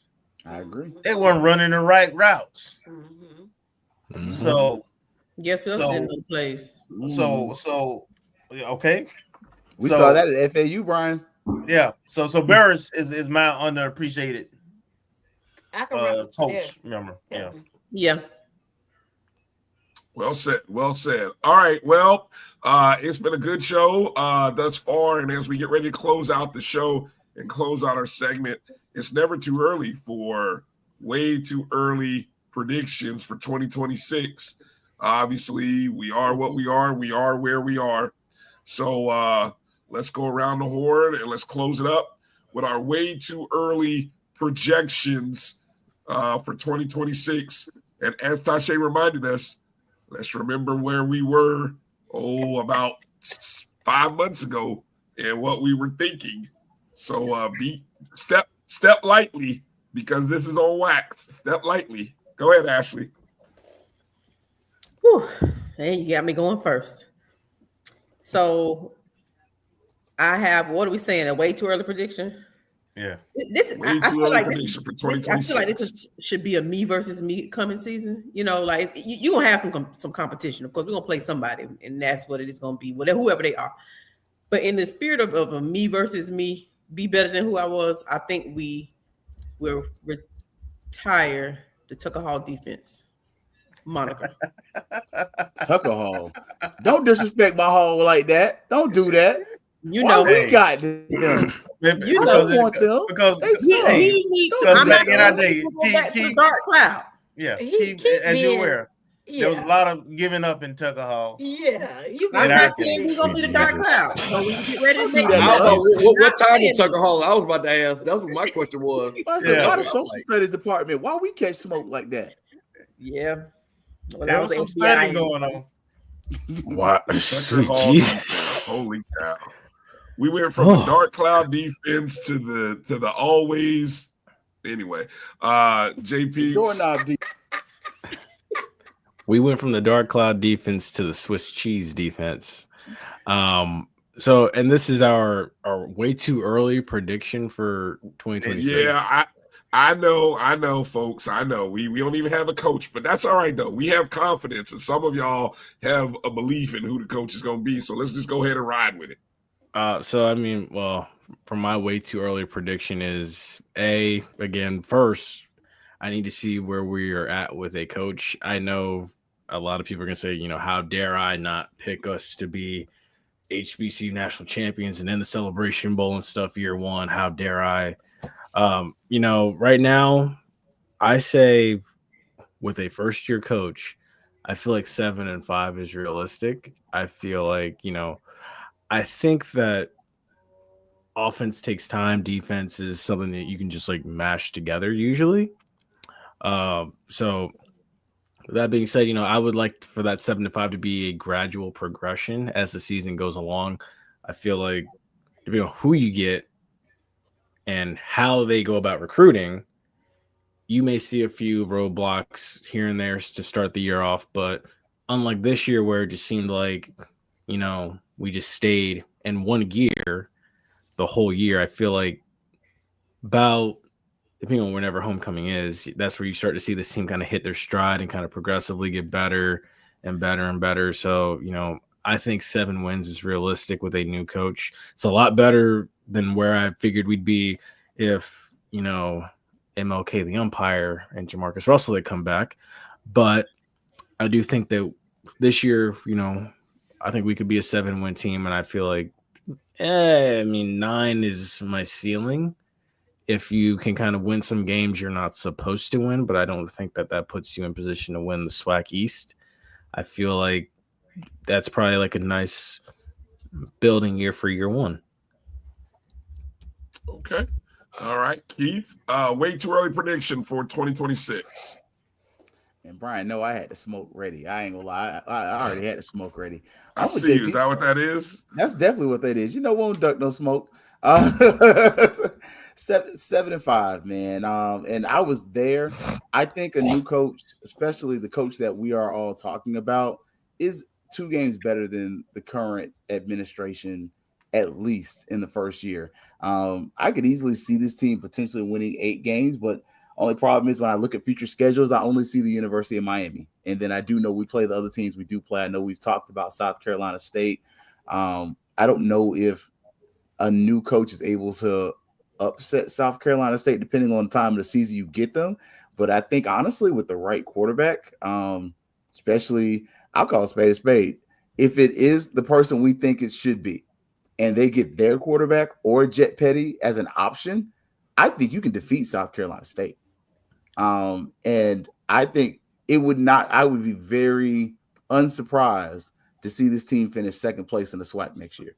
I'm not ducking smoke. And I'm not saying you're going to win it all, but I think if you hired Quinn Gray or the person that's singing about how great Atlanta is because he's trying to get there for the Celebration Bowl and Searsucker, that both of them could win this conference in the first year, but I'm just not so bold to say they will win it. But if either one of them came to this university, y'all going to hate FAMU. And it's because we talk so much trash. And we're going to be honest and we're going to be truth about it. Well said. Tate. Yeah, so I guess my prediction is that being realistic, seeing all of our exits in the portal, what we have left on the team, my bold prediction is that Rattlers are going to have some patience. I think that next season, whomever is there, whomever comes, I think that Rattler Nation is going to have to have some patience. And that's my bold prediction, that we need to just be patient with the process. I'm not advocating for losing, but I am saying that we need to be patient with the process and we need to be realistic concerning the process. And even if we're talking about Coach A, look at his first year where he was at, okay, that we need to be realistic. So I'm going to say be patient with the process. I'm not going to give a number because I feel like that was the whammy. So I ain't ducking no smoke, but I'm being realistic. So just be patient. That's my bold prediction. Go ahead, Steve. No, let the Florida State person go. Wait, is that the smoke? No, we're the FAMU people. Let the Florida State person go. Is that the smoke from the Pope? Yes. Oh my god. Yes, it is.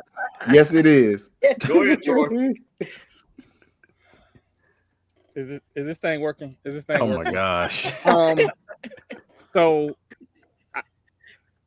as the Florida State guy, the resident PWI guy, Florida State has beaten my FAMUans down to where they're like not the FAMUans that I know. I'm a 90s on the set rattler. The standard is the standard. It's December. I'm ready to tell lies right now.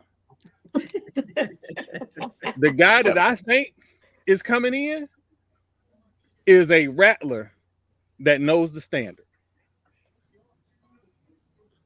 I get it.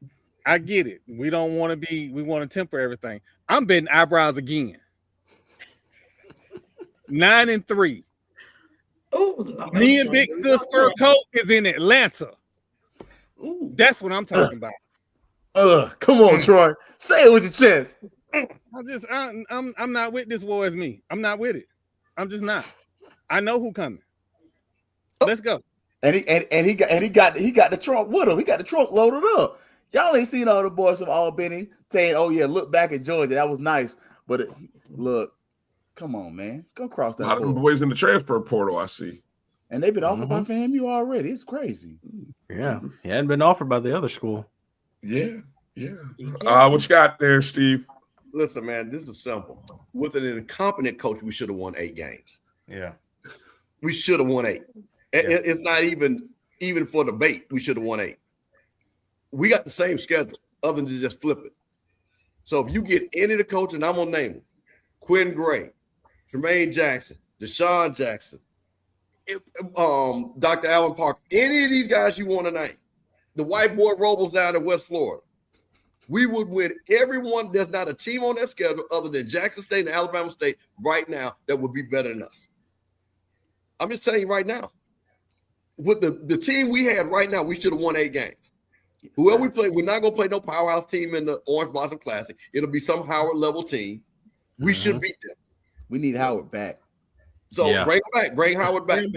Yeah. But there's no way with competent coaching that this team is not an 8-win team. Because you just look. We already know what our schedule is because we know what we play in the SWAC. So it's not like we're making up like who we're playing. Jackson State's going to be the problem. Alabama State, because those are on the road, and those are the two that are level set. We're going to have a problem with Alabama A&M with our talent, with the right coach, Bethune, Mississippi Valley, UAPB, Southern.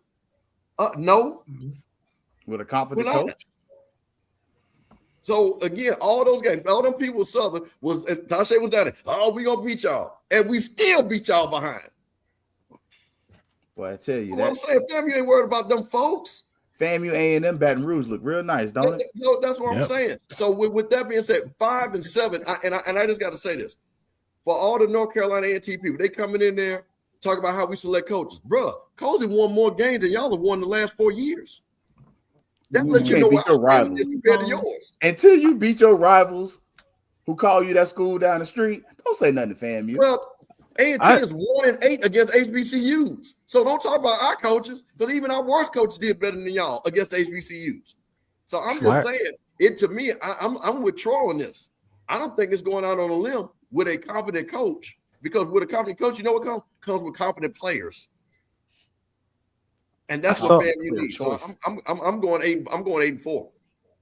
I saw that early with the A&T dude, and I'm just like, I'm sitting there like, dude, like, not only the last 2 times that you faced FAMU, you got your ass kicked on and off the field, and then not to mention just talking to Marcus Williams, like, dude, they came to your homecoming and they ate your food and then left and went back home after beating your ass. Like, dude, shut up. After a hurricane. Exactly, after a hurricane. Like, are you serious right now? Do you really want to play? I wish we could play them again. I wish. I really do. Because I love how they just talk so much trash, but yet you can't beat us. Like, and Jermaine Martin was like puking his guts out the last time he came to brag. Like, we're talking about 3 days on the job to coach pressure, and we still beat you. That's on today's episode. On today's episode. All right. So way too early predictions for me. I'll start. I'm not even going to be so bold as you guys. I applaud you guys for making win loss. I'm not even stepping into that pool. But I'll go from the standpoint of a couple of things I'll be watching for. One, I'm looking for the Orange Blossom Classic to be played against a school from the state of North Carolina. That is my bold prediction. I ain't gonna say which one, because both of them would be good to play. But that's my bold prediction, that one of those, that we play one of those schools in the Orange Blossom Classic to open the season. We will win our 9th consecutive homecoming, because that's what we do. We win homecoming. Yeah.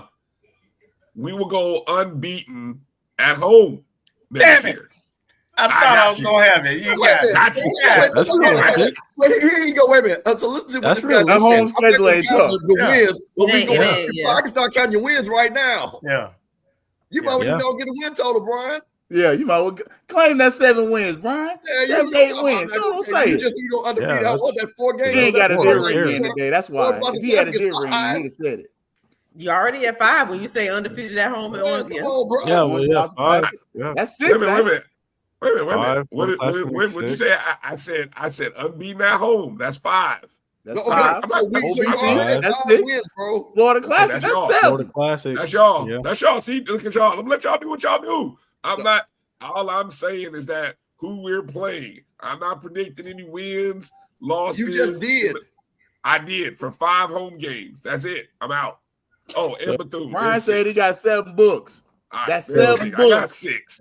I got 6 books. And I got 6. Brian one of the people that I got 2 and 6 possibles. Oh my gosh. That comment is crazy. Brian had 2 and 6 possibles. That comment is crazy. 7 pop. That's 7 books. Count them. Leave me alone. I'm out. Kelvin, get your boy. Get your boy, man. Okay. Get your boy. So Brian, he clipped me on undefeated at home. That's absolutely gonna happen. What I also would say, not that I have any inside information, with what potentially would be our staff. Some of those kids in the portal will come out of the portal. But the talent on next year's team will be greater than the talent on this year's team and deeper, much deeper. So I'm with Campbell. Man, I can easily see 8 wins. I agree with the 2 he's talking about. And being on the road, the issue next year is going to be our road games, frankly. Yeah. But yeah, I feel good. I'm not going to predict till everything comes around. I can't predict Celebration Bowl. But what I will say though is that I can definitely see us winning 8 and I'm going out on it really ain't much of a limb, but Valley, they're gonna get it. They're gonna get a 60-70 piece. With interest. They're gonna get that 60-70 piece. Can I make a wanted poster with their name on it? Yes, absolutely. That should be on the interview card. How much cowbell? She ain't got a belt. She got a cowbell. That's some stuff. That wanted poster that needs to be hung up all over campus around the lockers, around the locker room. Saying, I need that get back, boys. Catch them in the cut. Cowbells, canes. Look at y'all, boy. Y'all. I was gonna say, don't play. I get started in that on one of those. Ruggish Avengers down here. But I think one of the things when we're looking at this, Brian, before we get up out of here, is these other schools are losing stuff too. Jackson State's lost a lot of their roster. Yeah. Alabama State doesn't know if they're going to have their quarterback back next year. And let's be honest, with the numbers we already hearing that's going to be thrown at him, good luck.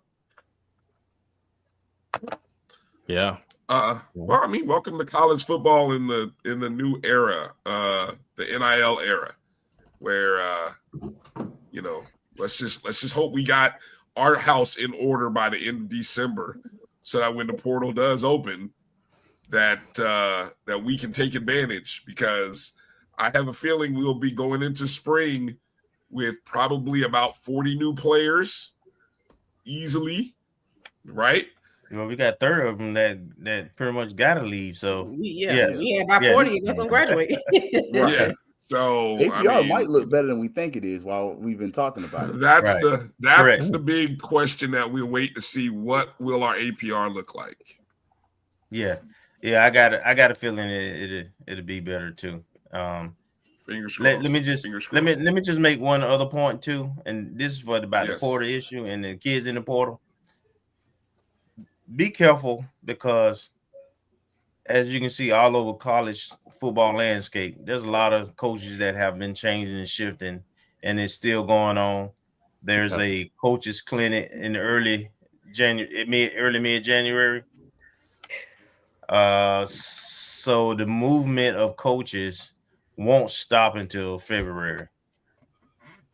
So if you had a place that you like and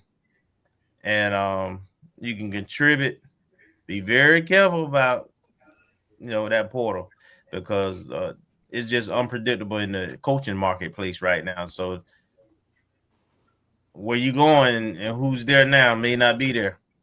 Yeah. Might be interesting to see who said. And it might be interesting who come back across some tracks. Troy talking trash. Now, I ain't gonna lie. It works one way better. It works better when we send people across the tracks, but you don't be surprised. Some of the people come back across some tracks. I ain't gonna say no names. All right. You got one? You was gonna say Corey Fuller, wasn't you? It is a coach who is a very good player at Florida State, who wants to coach, who loves to coach. His kid is on the Florida State team. Mm-hmm. Wait a minute. What number is that kid? I wonder if it's Corey Fuller. I was gonna say, because I could have swore I saw something. But his son played baseball. He's a DB. Hey, all right. Well, hey, guys, we appreciate all of you guys hanging in there, watching with us, listening. Maybe you're watching via the podcast or the late night YouTube feed. Thank you for watching. And please make sure to hit the thumbs up and the like button wherever and whenever you're watching the show. I'll do roll call here in just a second. Now I was going to say something, but roll call. Go ahead, Troy. Go. You can find us at watch.fatmouthsports.net. We are on Tuesday and Thursday nights. We will not be on this Thursday. We are traveling to the Celebration Bowl. We will broadcast probably on Friday. Just depends on when we get on Thursday night. And we will do a halftime show at the Celebration Bowl, just to give everybody a little something to talk about.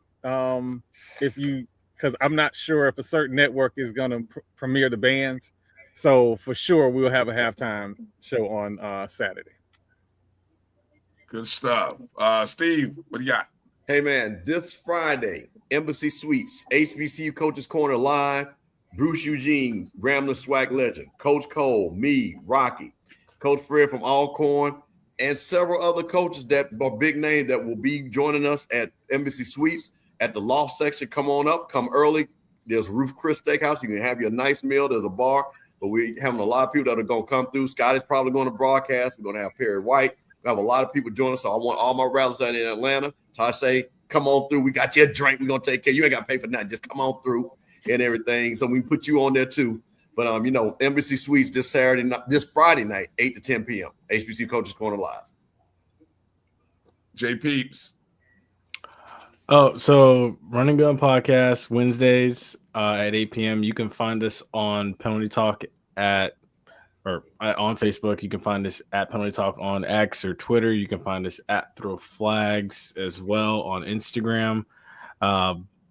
Tonight, I believe, before I left, we were discussing, playoff formats and everything like that. No countdown to kickoff this weekend because quite frankly, I have no dog in this fight. I'm hoping for a good game. Let them tear each other up and may the best team win.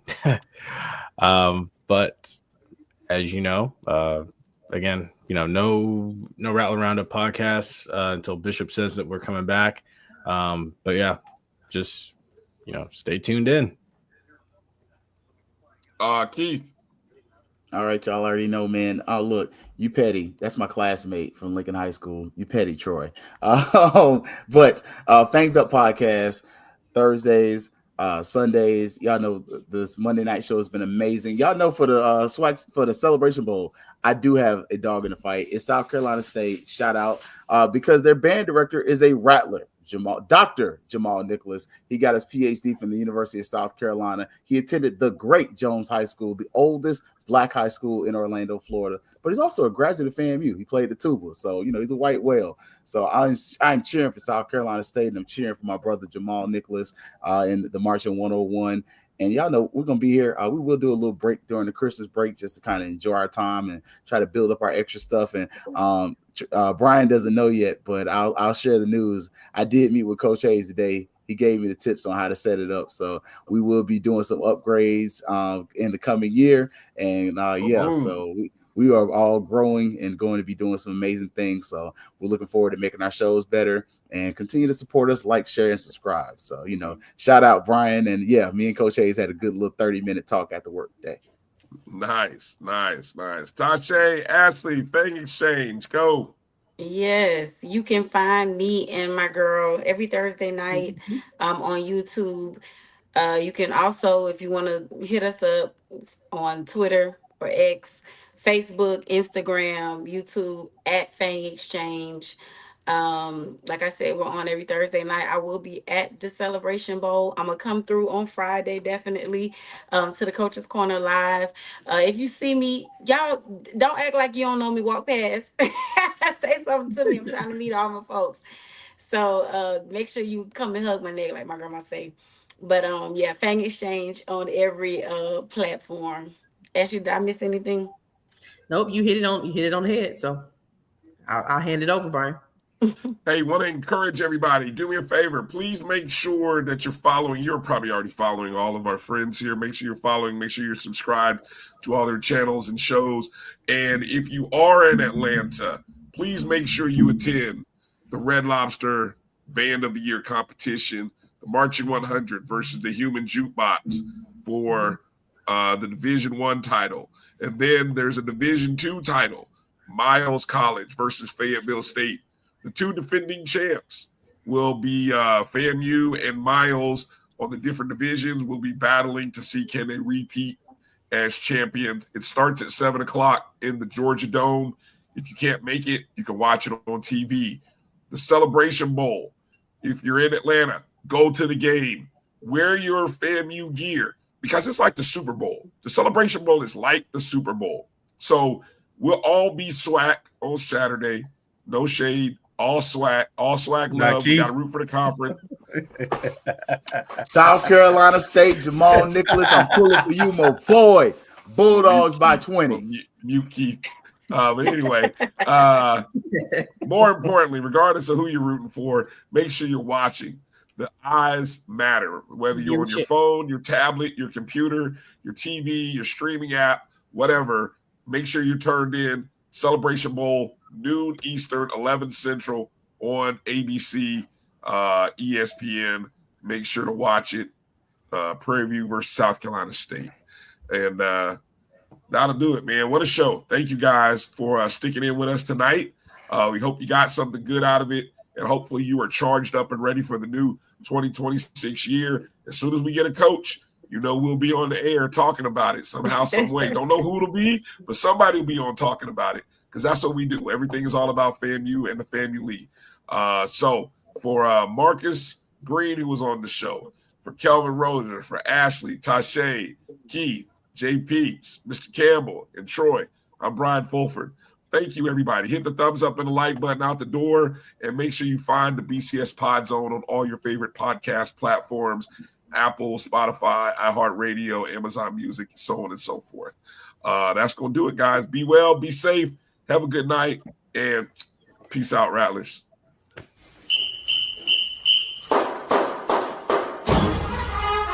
Bye.